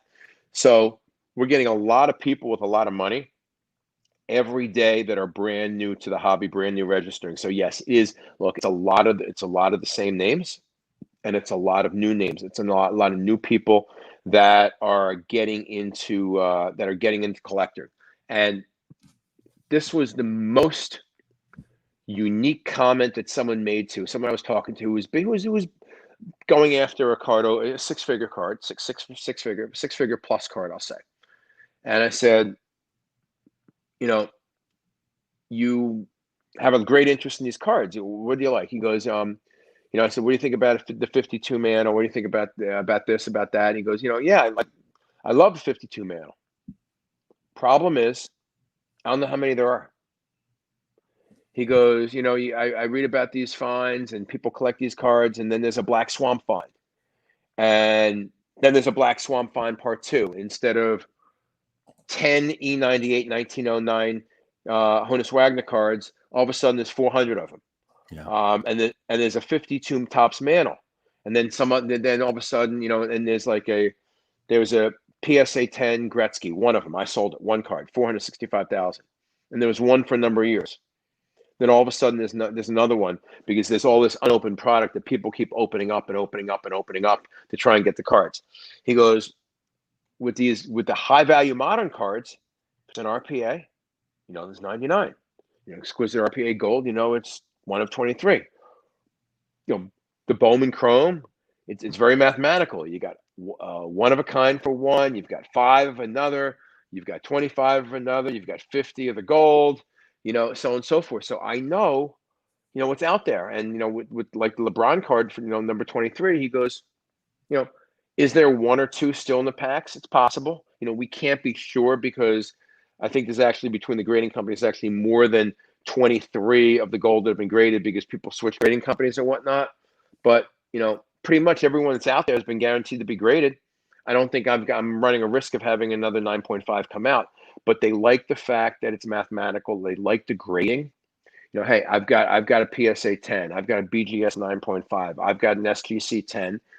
To them, they can almost trade these amongst themselves without ever even seeing, it would be shocking to me or you and most of your viewers, but to them, it's an asset, and they can trade the asset based on its grade and based on the scarcity. And that gives them, for lack of a better word, a comfort of what they know, what they're like, and what their risk is as far as other ones coming out in the marketplace.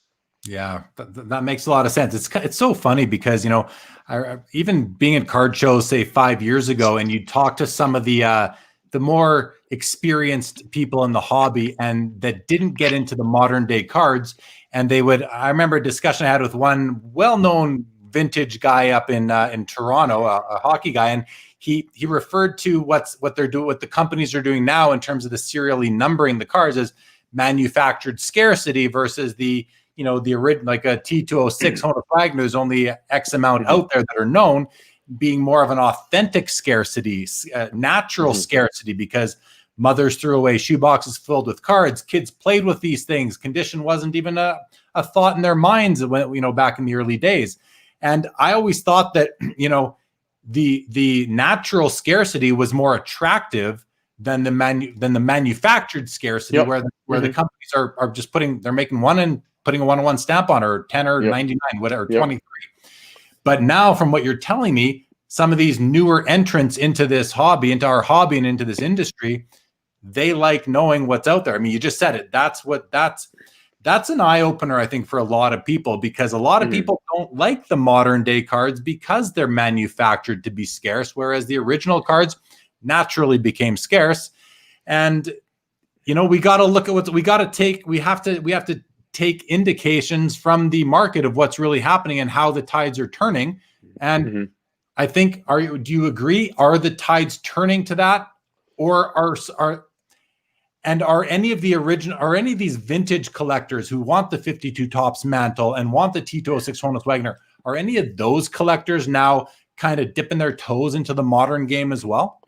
I'll answer your second question first. The second question is absolutely. They are. Some of them are. And the ones that are typically looking at more from profit in the future. I really think I should hold, and they'll typically ask me, "Hey, what players do you like? What do you what players do you like?" And I told people before, I promise it's not a lie. I told people before the season I liked Soto, Tatis, and Robert. Now, obviously, saying you like Juan Soto before the season is not a stretch. The other two guys have kind of performed nicely based on what they're doing. But they are dipping their toes in. They are trying to figure out what it's what it's about. And the first question, damn it, what was the first question? Did I answer I'm answering the second one first. I don't even know if I had two questions there. I was kind of just adding some context. Yeah, no, but I think that look, my personal taste is that I like natural scarcity. Okay. I like to think that everybody threw it away. I used to tell people, if something is produced to be a collectible, it probably won't be a collectible, because if it's mass produced, this is not mass produced. And the short answer, I remember the first one, do people prefer it? And the short answer to that is that a certain segment of the people prefer it.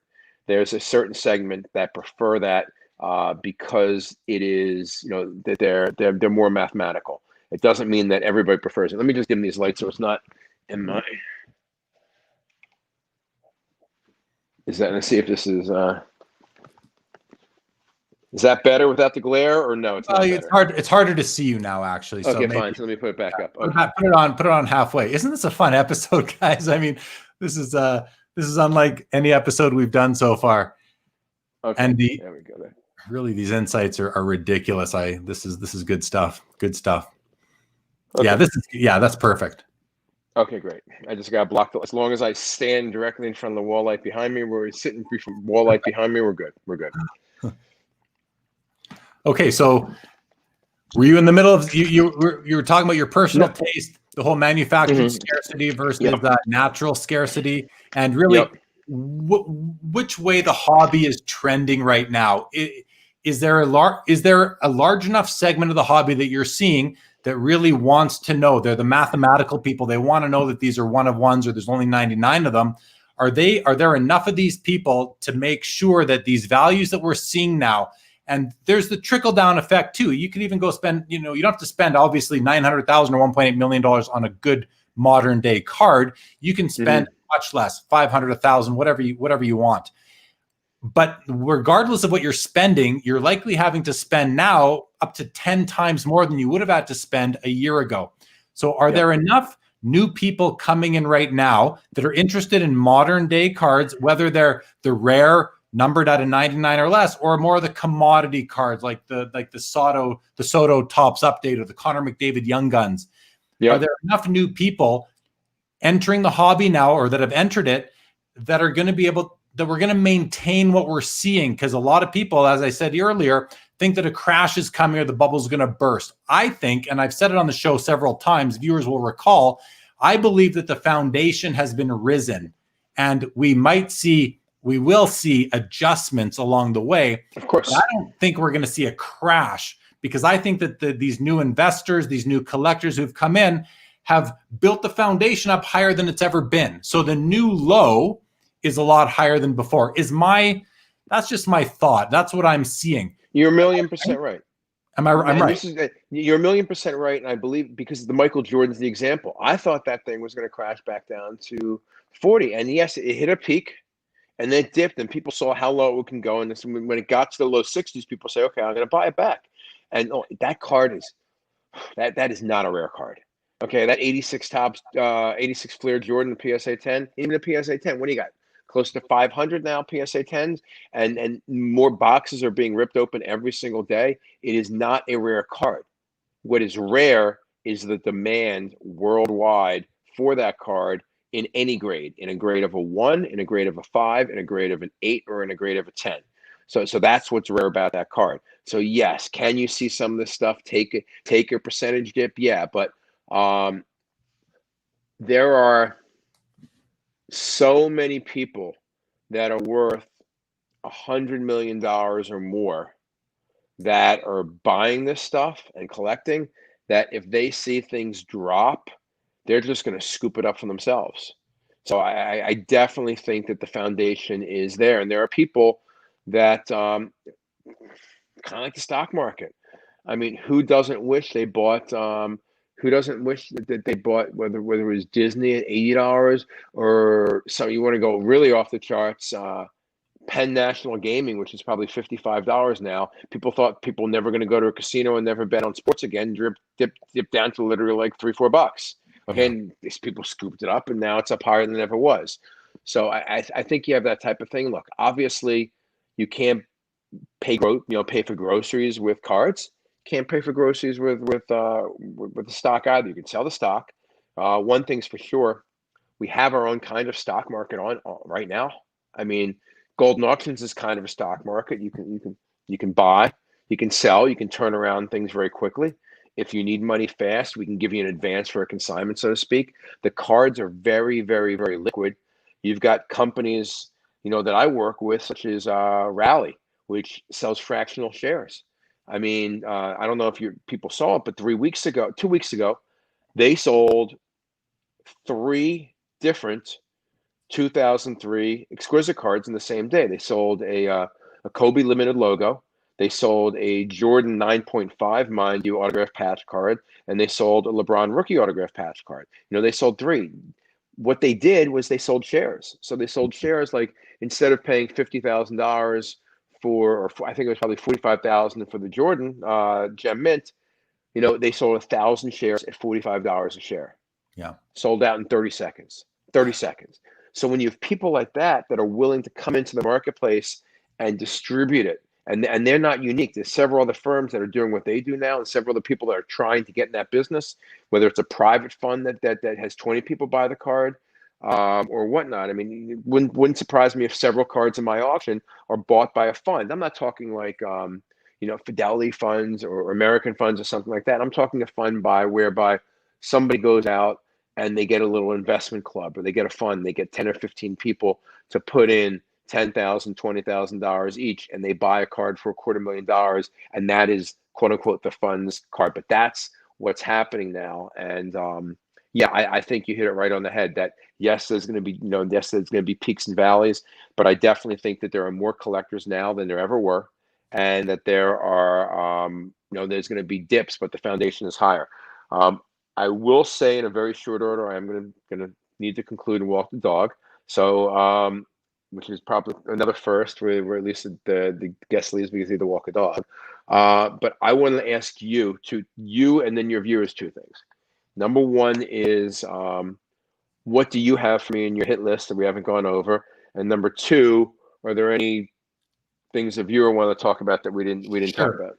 Okay, so let me run through because there are some questions coming in. As far as what's on my list of notes, I wanted to know the Mike Trout Superfractor that's going to end on Saturday. Is it going to surpass, in your best estimation, $3 million or even 3.1 to become the highest price trading card you've ever sold? Well, that's my goal. My goal is I'd like to see it break the Honus Wagner. I mean, it's a lot of money. You can do simple math and you can say, okay, there are 5 refractors. The refractor sold for $922. You multiply that times 5, it should sell for $4.6 million. I love that math. That would be wonderful math. The reality is, you get over $1 million. There's a limited number of people that that have it available. You get over $2 or $3 million. They're even more limited. I can see the reason it would pass the Wagner.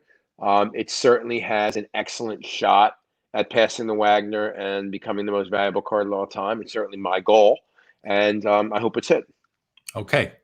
So let's run through a few more questions that are coming in, or that have come in even. Mike Truman says, would these collectors who don't need to see the cards be open to investing big money in completely digital cards? Now, you mentioned earlier that they like these cards because they can trade them amongst each other, ship the card. I think the answer is going to be no, but maybe it is no. If they want to get digital cards, they'd buy Bitcoin or one of the other type of cryptocurrency. I mean, it's basically like a cryptocurrency where it's to me someday it's worth something because people want it as a convenience, but it's no. It's not what I would want to do. These people want tangible assets. I completely understand that. Yamwax wants to know, do you know who has the one PSA 10 1948 George Mikan rookie? It's not Ken Kendrick. I don't believe that's in his collection. So no, I would not. I do not know off the top of my head who owns that card. But yeah, that would be worth a boatload because I'm just looking at the PSA 8 that's in our auction. It might have gotten a few bids since I've been on the air, but last shot I looked, it was at $42,000 bid, which puts it right at the $50,000 mark. Who knows? Maybe you'll see an 8 go for $100,000 this auction. Okay. Yeah. Okay. And then Legion has a good question. Putting aside dollar value, what's the most historically significant item you've sold? I will say I was just gonna say, you did send me a list of these, and you're gonna leave the show in a few minutes here. So after you go, I can actually scroll through and show some of these people, some of the viewers, what that entailed. But what's your favorite? What's your favorite, or what you deem to be the most historically significant? My favorite item I've ever sold has to be the T26 Wagner because that's what really put me on the map. It's the most iconic piece to me, it's the most iconic piece of sports memorabilia in the world. It's the card that made the hobby famous when Wayne Gretzky bought it way back, and then when he bought another copy of it. This was the oversized card. This was the opposite of an altered card. This one is the one that has an extra border, which is why it's got the MC, because it's larger than it's supposed to be. The five jumbo, right? The PSA 5 jumbo, yes. Jumbo? The jumbo. So this is the jumbo. So that was probably, I would think, the most historic and the most favorite. I have handled some incredible documents. I got a Jackie Robinson bat from somebody who knew Jackie Robinson personally, and I looked back in the history and I saw they did. I've got handled some really unique Babe Ruth items, but I'd say the Wagner, especially since I got to do it twice. The first time, and it both times it really changed my life. The first time it put me on the map, and the second time it put us at the leading auction house for cards, and boy, wherever you fall. And did we lose him? We might have lost Ken. Ken, we seem to have lost you. Okay, I see you. Am I back? You're back. You're back. Yes. Yeah. Okay. So now, you know what it is? This may be too. That's all right, man. Okay. So the Wagner is obviously the big one to put you on the Yep. map. But Yep. I gotta think, man. I mean, after this LeBron sold a few weeks ago for $1.8 million, Yep. I mean, does that not challenge the Honus Wagner for you? Yeah, that got me more publicity than the Wagner got me. Okay, Yeah, I'm sure. I mean, because that is just nobody can believe that. People seeing he sell Wagner for $3 million, it's kind of expected. Sell a card produced in 2003 for $1.85 million. No, that's not expected. Yeah. So listen, you've obviously had vision. And I'm not going to say you're a visionary. That might be a weird thing to call somebody, but you've certainly spotted trends in the past, and you've capitalized on it. You've started businesses because of it, and you've been successful. Before you go, can you just give us your outlook on what the next year or two look like in this hobby? What's the growth? The growth rate has been phenomenal. Every couple of days, we're seeing cards double in value. Certain cards, important cards like PSA 6 Bill Russells and Kareem Lou Alcindor rookies, like real important cards. How long can these keep doubling for? You have the insights. You know who these people are that are buying these cards. You got the biggest bidder list in the business. Give us your parting thoughts. Where are things going over the next little while here? Call it a year. Well, as I said, I think if you look solely at the trading card market, I think we're in the third inning. I think that there are going to be some mistakes made. I mean, what you have to realize is that you can't base your investment decisions and your life decisions off of eBay. Crazy stuff can happen on eBay. A card can run up to $16,000, and then you might not know if it doesn't get paid for. So you got to keep that in mind. An auction house like Goldin, auction house like some of the bigger auction houses, one, we don't allow that to happen, and two, if we have an item that actually doesn't get paid, it's removed. So if somebody searches our past results and an item is gone, it means that something happened. And we don't typically have that happen with an item over $5,000, but so you got to watch it. You can't go out and just jump because you see one sale. You need to see multiple sales at a similar level. But yes, things could ebb and flow. There could be 3-4 guys that have to own that Bill Russell, and when those 3-4 guys get the Bill Russell, instead of being $16,000 for that grade, it might be 12 or 13. It might be 12 or 13 when the prior price was 4, mind you, but it's 12 or 13. So I think that there are a lot of people looking to get really, really good stuff. And what I find is that people are moving, so they're changing. So they acquire something they want, and then they say, okay, I'd like to have that. I'd like to have that. So there's going to be a lot of shifting around in tastes. Some of the things might be faddish to me. A fad is people buying really expensive wrestling cards. I mean, God bless them, but I don't get the $20,000-$30,000 for Hulk Hogan or Andre the Giant card. That I'm sorry. You could talk about baseball cards. There's a 130-year history of baseball cards. Honus Wagner was a valuable card 40 years ago. 52 since the day I was born, and started collecting cards. The 52 Mano was a well-known and big card. That stuff until this year was junk. So that I would not go off. And if you want, if this is the Ken Goldin opinion time, this is purely my opinion. I wouldn't go off on a tangent on that type of stuff. Stick with the biggest names. If you're in baseball, stick with the biggest names. Stick with the guys. Remember that that there are guys named Kevin Moss and Bam Bam Mullins and Rhys Hoskins. And as a Philly fan, I say Rhys Hoskins because he came out. I think he hit like 13 home runs in his first 25 games in the major leagues. Though there are those people, so be careful. But when you want to go for the good young prospects, go for players on good teams, because if you're an amazing player on a team that gets no publicity, that's going to hurt you too.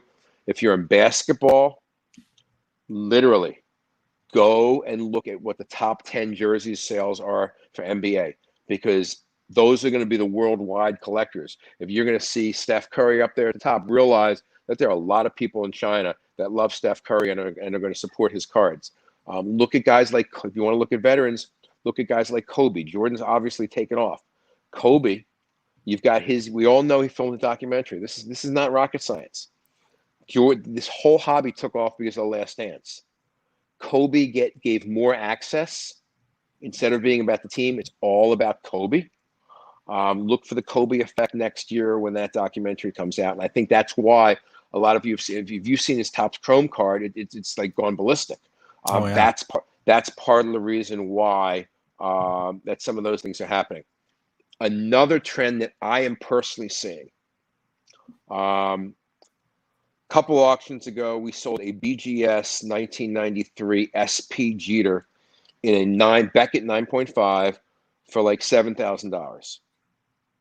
It's their gem mint. Now remember, that card in the PSA is about 100. PSA 10 is about 160,000. It used to be that, PSA was the only company out there, and if you did not have your card graded by PSA, you went to SGC or you went to Beckett, and listen, if you're a grading company, watch this. I just speak my opinion. I deal with everybody. I am Switzerland. I like all the grading companies. I deal with everybody, but I state trends. But so 2 years ago, 3 years ago, if you did not have a card graded by PSA, and you had a gem 10, another company, or a 9, they would think, well, then you must have done that because you couldn't get a 10 or a 9 PSA. Now, the lines at these companies are so long. The backlogs at these companies are so long. You want to send a card into some of these companies, they literally may take 13 months. And the prices, I mean, I got sticker shock, when Beckett raised their prices, they tripled it. So getting back to the trend, so 2 auctions ago, that card in the 9.5 sold for like $8,000. In the current auction, a card in the 9.5, that Jeter, is I think a $14,000 bid. So with 4 days left, and things will typically double in my auction from here to the end, it's at $17,000. I think what's happening is that people are becoming less grading company specific when it comes to the grade. I mean, look, PSA still goes for more, still going to go for more. That's the way it is. They're the brand name. But I think people are realizing, okay, just because a card is, and I'm talking about vintage, modern, obviously Beckett is what most people go to. But when I talk about modern, I'm talking like literally like 2010 to the present. Yeah. But for cards like that from the 80s and 90s, I think that the gem mint varieties and the 9 varieties of SGC and BGS are slowly gravitating up, and that the spread is going to narrow because people recognize there is a backlog everywhere, and people are setting their cards to where they think it's going to cost them the least to get graded, and they don't have to wait 6 to 9 months to get graded, because nobody wants to wait 6 to 9 months to get it graded. So that is also a trend that you can capitalize on that I'm noticing taking place. And I mean, some of these cards that you've sold recently, the Trout, the LeBron, are in BGS holders. Therefore, that's going to narrow that gap as well. Of course, absolutely. Right? All those cards, yeah. Yeah. I mean, the modern card collector, for the modern card, especially, for modern basketball, modern baseball, basketball more so than anything, it's all BGS. I mean, yes, some people go out and get a PSA, but it's all, BGS grades is what everybody trades. You look at these RPAs, and if it's an RPA of 99, if 90 of them are graded, 80 of them are probably graded by Beckett. And that's a flag. I know you got to go. Two more questions. So it depends on you how long you take to answer them. The first question, we've had a couple of people ask about your thoughts on Pokemon. You mentioned trends. What do you think of Pokemon? Is this for real? Pokemon's for real. Pokemon is an iconic worldwide brand. Pokemon is like, it's like asking me if people are going to collect Spider-Man comics in the future. Okay, yeah. Pokemon is an iconic, worldwide, understood, and respected brand. So yes, Pokemon all the way. Okay. First edition, original issue Pokemon. Okay. Second question I have. This is one of my own questions, because I'm originally a hockey collector. It makes up the most of my personal collection. I do collect all the sports, but where do you see hockey positioned? You mentioned that on a global basis, it's bigger than NFL football. Earlier, you mentioned that. Where is it in the sports card world? Do you think there's opportunity in hockey? Do you like it? Speak to hockey for a couple minutes. I personally like hockey. I mean, obviously we've handled, we've got the great Connor McDavid card, and we've got a great Crosby card in the current auction. But then obviously we sold the Gretzky, so I love hockey. I'm in Philadelphia. I grew up watching the Broad Street Bullies. In terms of overall though, hockey is fourth. I mean, hockey is fourth. I think that it has the potential to grow because the stuff has not increased yet. And as things cycle through, look, if Hulk Hogan under the giant cards can take off, then obviously, Ovechkin, Crosby, McDavid, these guys should go up as well, because these are the superstars. And obviously, the cards that I think have a lot of potential are the Gretzky rookies, are the Lemieux rookies, and some of the guys that really started, in the 1980s. Guys like Gordie Howe and Richard. I mean, they're just, to me, I mean, look, those are legends, and I know them because I worked with them personally. I met with them. I dealt with them. But there's not enough people alive today that saw them, to me, to make it exponentially grow like some of the younger players. Okay, I have another question. You got time? Okay, one more question. Go ahead. Okay, my question is, all the new people that are coming in and why that are causing these values to increase, like we've seen recently. Yep. When they're buying cards, not all 9.5s are the same. Not all BGS 9.5s are the same. Not all PSA 10s are the same. Do they care about how good the card is for the grade, or do they just want to see is the holder enough for them? Is the grade assigned by the third-party grading service, is that enough for them, or are they becoming more scrutinizing of the card itself in the holder? It's both. It is both. So there are people who just want to know it's the grade, and then there are people like if Beckett's, if it's a 9.5, they want to get a 9.5 that's got the 10 centering subgrade. They want to add up the points, and they don't want a 9.5 that squeaks by with 2 9s and 2 9.5s and gets chosen to be a 9.5. They want the 9.5 with with a 10 subgrade and 3 9.5s, so on and so forth. So yes, there are a lot of people that care, but there are enough that only care what the grade is and say, I've got a 10 or I've got a 9 or I've got a 9.5. So there are definitely people that would drop $150,000 on a card based solely on the grade without looking at it. Those people exist. Yeah, no, okay. Good to know. Final question, I promise. Can we have you back for a future episode, maybe before another big auction comes with another big card, and even to debrief a little bit about the Trout Superfractor that is going to be selling this Saturday on your website? Sure, you can definitely have me back. How often do you do these shows? I do them every Wednesday and Saturday, but I mean, I don't need you. I don't need you on a weekly basis. No. I meant twice a week. Oh, so you do it twice a week. Okay. So my next auction ends probably September 19th, and I will, if I can fit in before then, I will. If not, I can tell you that, and I've got something really big for basketball fans in that one. But I will tell you the next one, because that one's already like literally going to catalog. In fact, I'm going to have to stay up tonight to proof some of that stuff after the show.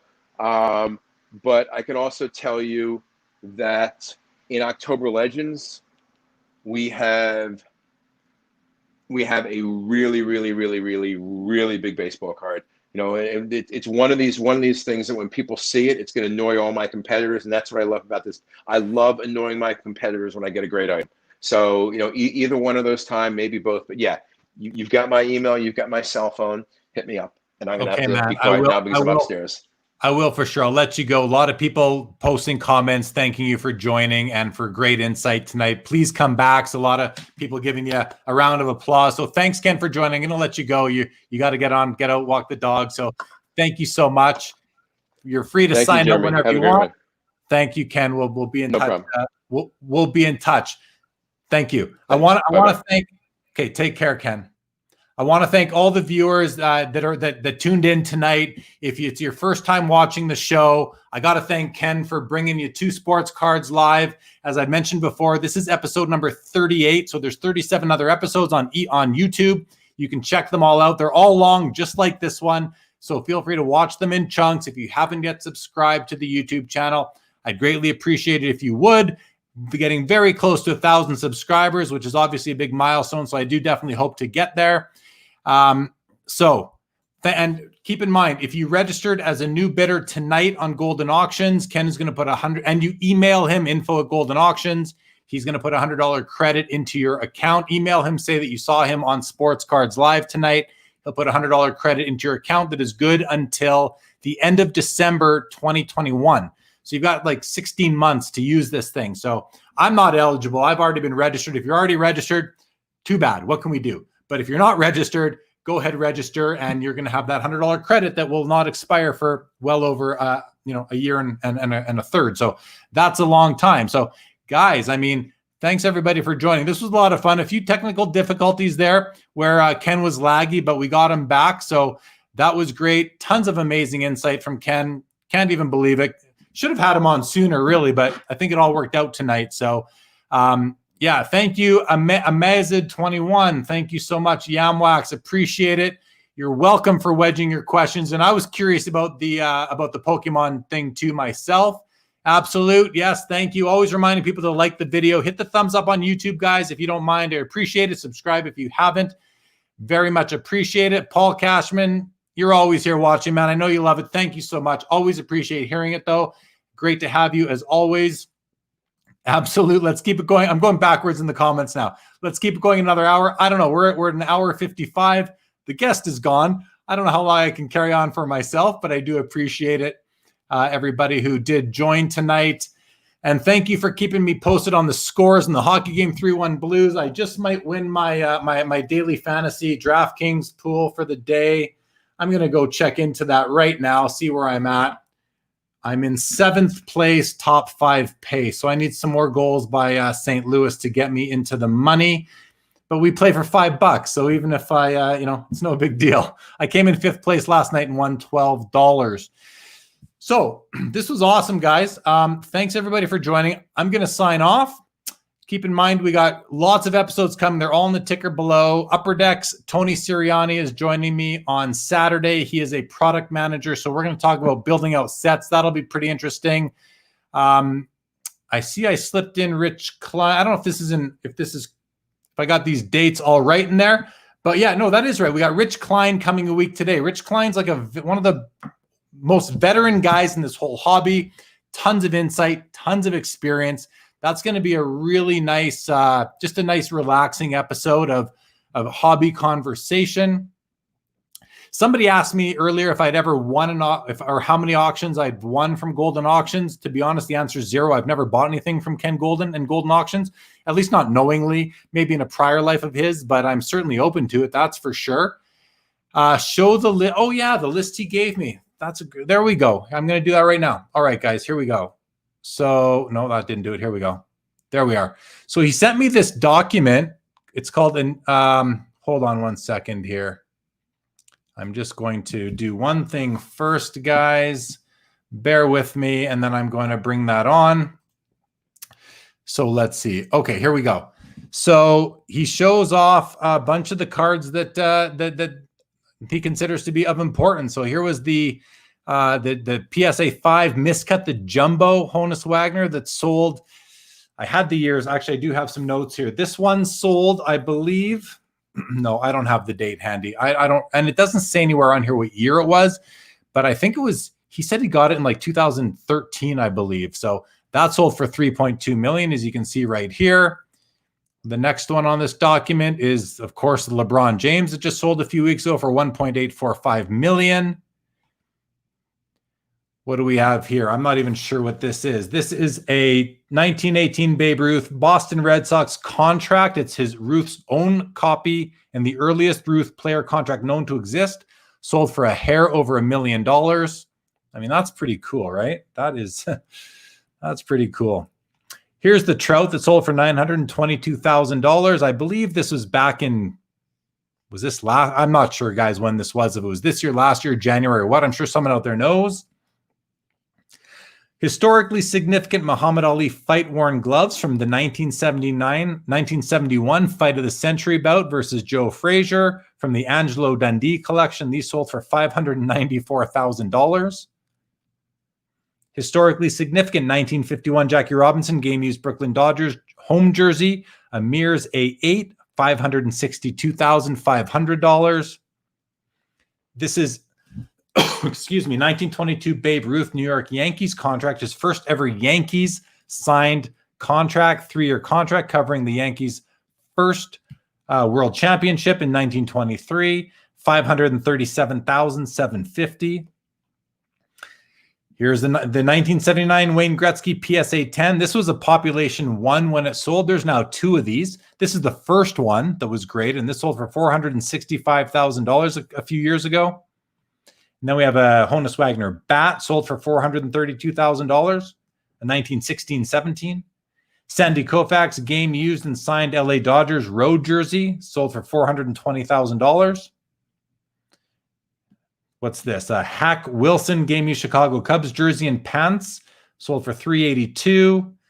Now these are awesome. 84-85 Michael Jordan rookie season game used and dual signed pair of Air Jordan sneakers, $369,000. Man, if I won those, if I bought those, I'd probably wear them. I'd put them on, I'd wear them, and then I'd just never tell anyone I did that. Because how can you not? How can you not put those on? If you notice over my shoulder, and is this the last one? What else? I'll come back to that. 2003 LeBron James Photo Match rookie game used Cleveland Cavaliers jersey, $362,000. That's a Derek Jeter jersey for $360,000. Cap Anson bat for $350,000. Look at this beauty. Look at that. This is a 2017 New England Patriots Tom Brady championship ring, original box, and original Brady certificate, a family ring. I don't know what that means. I'm sure someone else out there does. $337,000. Look at how beautiful that thing is. Unbelievable. Babe Ruth glove, $334,000. That's it. So pretty amazing stuff right there. You know, I was just kind of mentioning about, you know, if those were my Jordan sneakers, I'd probably wear them. Well, this right there, that's a game worn Teppo Numminen jersey from the Winnipeg Jets, probably around 1995-96. I bought that a long time ago, and I wear it at pretty much at all the card shows I go to. I kind of wear that jersey, and I like to say, hey, I paid $1,000. I'll tell you, I paid $1,000 for that thing. Canadian money, by mind you. So what, like $750 US? I bought that probably 10, 12 years ago. And I say to people who say, why are you wearing it? It's a game. I say, well, I'm not spending $1,000 on a shirt and not wearing it. So that's why I wear it. Anyway, Brian, you'd sleep in those Jordans. Hey, yeah, I definitely hear that. Absolutely. You have a photocopy of Lemieux's rookie contract, and this, photocopy, still very cool. Still really cool. Fun story on the Babe Ruth. He wanted to make the same or more than the top jockey of the day. Yeah. He had some amazing stories, really. Vancouver just scored 3-2. Oh, Yam says, Rich is a great storyteller. That's Rich Klein. He'll be my guest next Saturday. Jeremy, do you do card purchase consultations? Brian, I mean, if you want to send me a questions on Instagram or on Twitter, and I'll put those up right now on the ticker below. That's where you guys can reach me on Instagram and Twitter. Feel free to send me a question.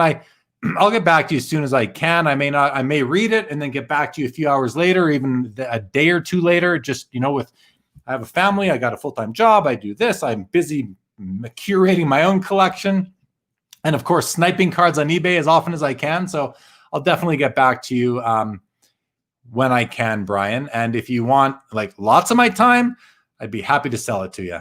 No problem there for sure.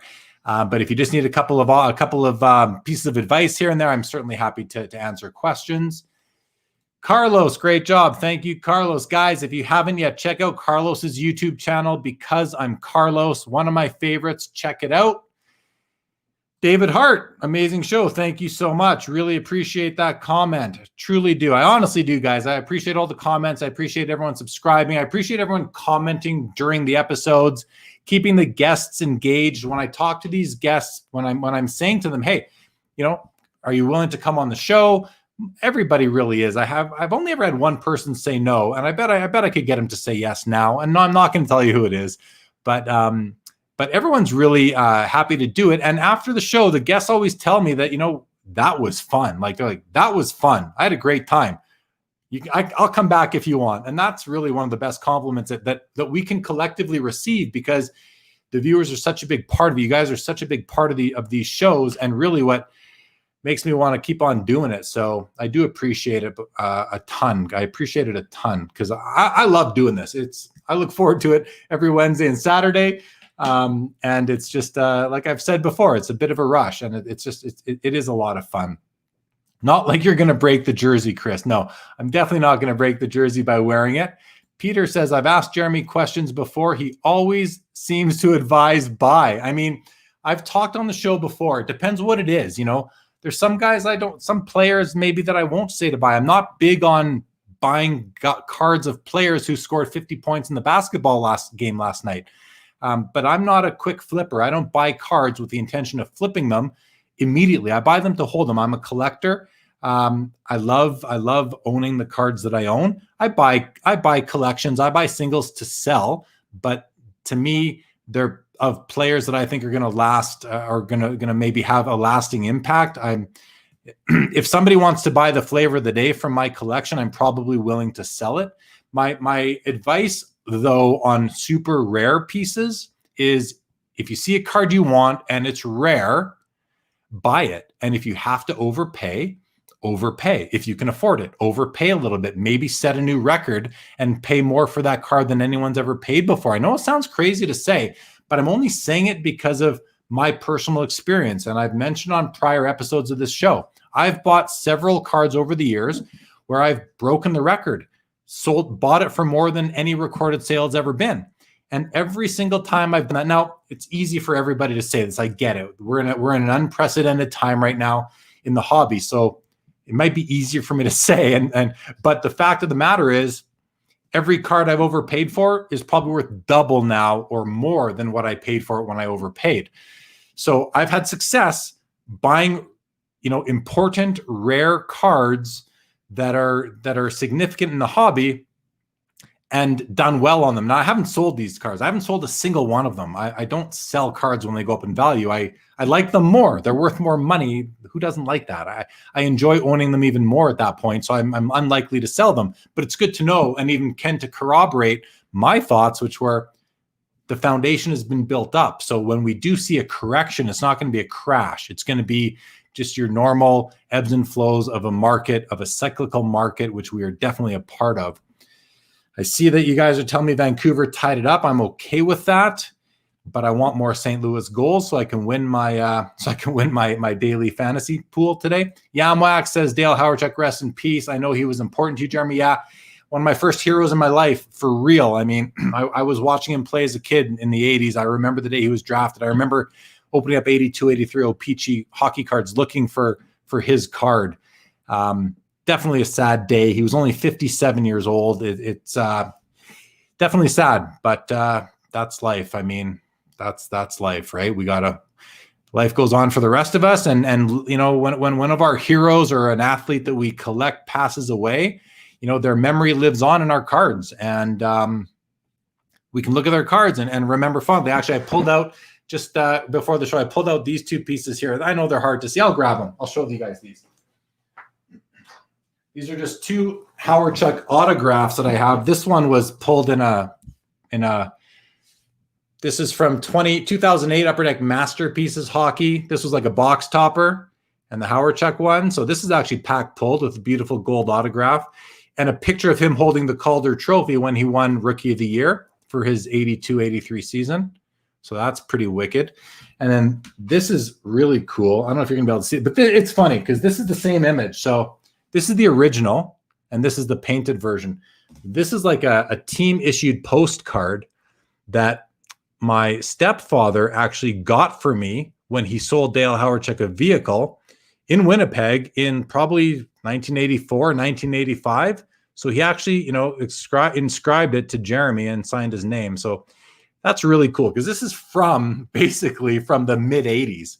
And I've kept it forever, and I'm definitely not letting it go. That's for sure. It's got my name on it. Who else is going to want it? But just pretty awesome. So I pulled those out. Just going to put them on display for the next little while. Yeah, Legion, I agree. Masterpieces is such a nice set for sure. Yeah, Chris makes an astute comment here that I completely agree with. If it's a super rare card, the time to buy it is when you see it. And another sort of related comment, guys, when we can go to card shows again, and it applies to more than it applies to buy it nows on eBay also. When I'm set up at card shows, I've been doing it for 15 years. Someone will come by my booth, they'll see a card that they want, and they'll say, "Well, I like it, but I'm going to see what else is in the room. Then I'm going to decide what I want to buy, and maybe I'll come back." Okay, great. Well, they come back and guess what? That card is sold. And it happens every card show I go to, probably 2 or 3 times at each show, where someone likes a card, they're hemming and hawing, they're like, well, I might just go see if there's something I like more. And they go walk around, they don't find anything they like more. They say, hey, do you still have that card? I said, sorry, man, it literally just sold. And like I tell you, that happens more often than you'd think. And it flipped the table around for me when I see a card on eBay. It happens a lot. I'll put it in my watch list, a buy it now card. And it's like, man, I'm going to go research that card a bit more tomorrow, or I'll go look through my watch list in a day or two, and I'll figure out if there's any buy it nows that I just want to hit and own those cards. And next thing you know, that card shows up in the ended items section of my watch list. I'm like, damn it, I missed it. Should have bought it when I had the chance. So like Chris says, it's not only for a super rare card, it's because the super rare to me is what, 10 or less. But even if it's a card out of 50 or less, or if it's a card in high grade, that you love, buy it. Especially these days with things going up in value so quickly. I mean, I guess we could say that a correction is coming or an adjustment is coming, not a crash, but maybe a correction or adjustment. And you might want to, people always say, I missed the boat on that card, should have bought it last year. Sure. But if we are truly in the 3rd inning of a 9-inning game, like Ken just said, then you're better off to buy it now than at any point in the future. So unless you want to play the timing game, that's difficult to do. And it's really takes a lot of luck to hit that. So anyway, those are my thoughts on that. I'm going to scan through the rest of the comments, and then we're going to call it a night, guys. Chris says there are cards limited to 40 to 100 I've had on my want list for 10 plus years. Recently helped a guy on Hobby Insider cut his player want list from 2 to 1. Well, that's nice of you. Yam says, and our cards lead to shared stories and connection. That's the real legacy. Yeah, I mean, and it's not only that, Yam, but I agree, but it's also like just this. I mean, I haven't said it for a while on the show, but I can't wait until there's more card shows, like the National comes back, the Expo in Toronto is back, the Summit in Edmonton. And I can actually meet some of you guys who have been watching the show loyally since April or May, since I started it. And I can't wait to meet some of you guys. I mean, I feel like I know you. And it goes for other content creators too. I'm a loyal viewer of several YouTube channels. And a lot of these people, I don't know them in person, but I do communicate with them, whether it's on Twitter or Instagram or comments on their YouTube show. And, we're kind of I hear them all saying, it'll be great when we can get together and meet in person at the next National or at the next Expo. And I really, I count me among those that feel the same way. Tim, thank you on the sick Howard Chucks. One of these days I should show my Howard Chuck collection. Maybe I'll do a special episode because I can confidently say I have the, I don't want to say the biggest Howard Chuck collection out there because I don't collect commons and a lot of singles. I collect cards that I really like the looks of, and I've gone through my collection and sold cards over the years to just kind of make it smaller. But one day I should show it. I have a beautiful Howard Chuck collection. I'm very proud of it, and it just means even more now that he passed away yesterday. Indigenous Rookie Card said, that just happened to me last night. Found a rare card. Awesome. Great to hear it. Paul tells me Canucks are up 4-3. All right. We're going to have maybe another game coming out of there. Absolute. Thank you. Really appreciate it. And yes, Absolute Authentics. I do the National.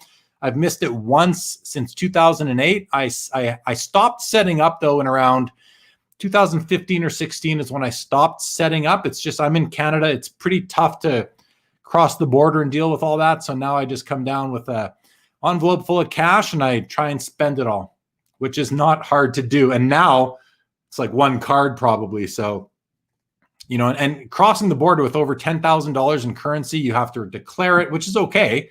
Tell them about it. They don't really care. You just have to tell them or else you could be in trouble. And of course, people are paranoid. So we'll see. But how much money really, I mean, it's like I used to go there with say $2,000 to $5,000 and maybe 10 at the most. And now it's like, what, you got to go with 40, 50 grand. It's crazy. It's crazy.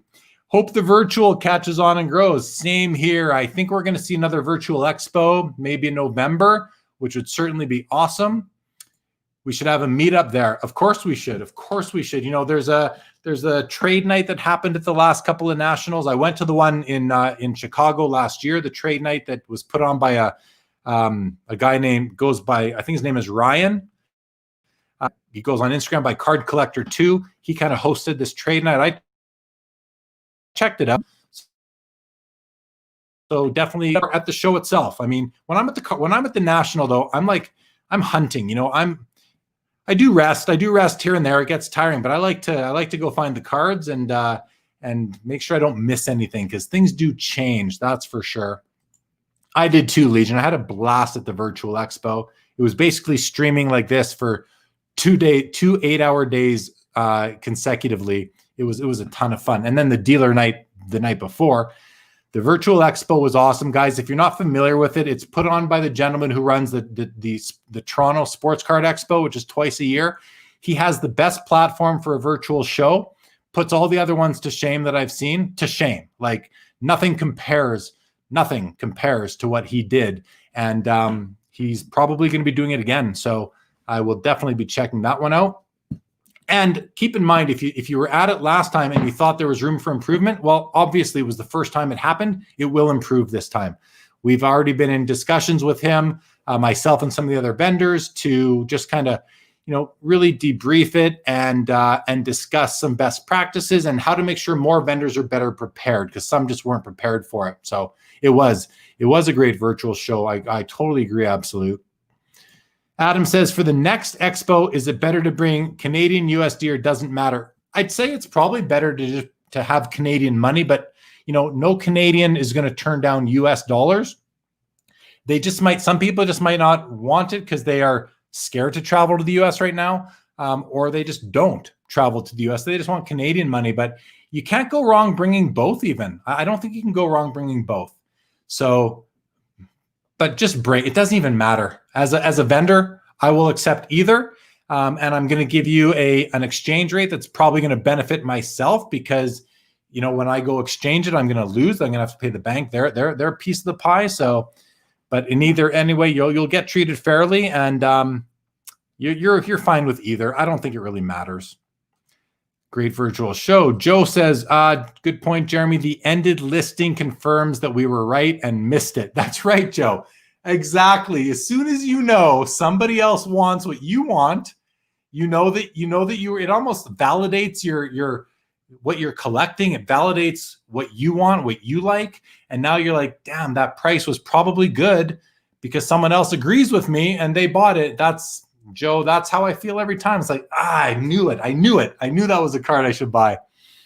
And it's usually, for me, it's usually a Shaquille O'Neal card. I collect Shaquille O'Neal, and people put these buy it nows up with these beautiful cards, and I don't end up buying them, and then I regret it. What does Carlos say? I'll co-sign on the platform for Virtual Expo. The potential is huge if they make the adjustments. Yeah. And, you know, I think one of the biggest complaints or criticisms for the Virtual Expo was that people didn't really know. I think there were a few technical issues, but besides that, people didn't know how to navigate the system. And a lot of the vendors didn't know how best to display what they had for sale. And I took a real simple approach. I had all my pictures scanned and organized into folders in Dropbox. And then, I shared a link to the Dropbox in my booth's chat.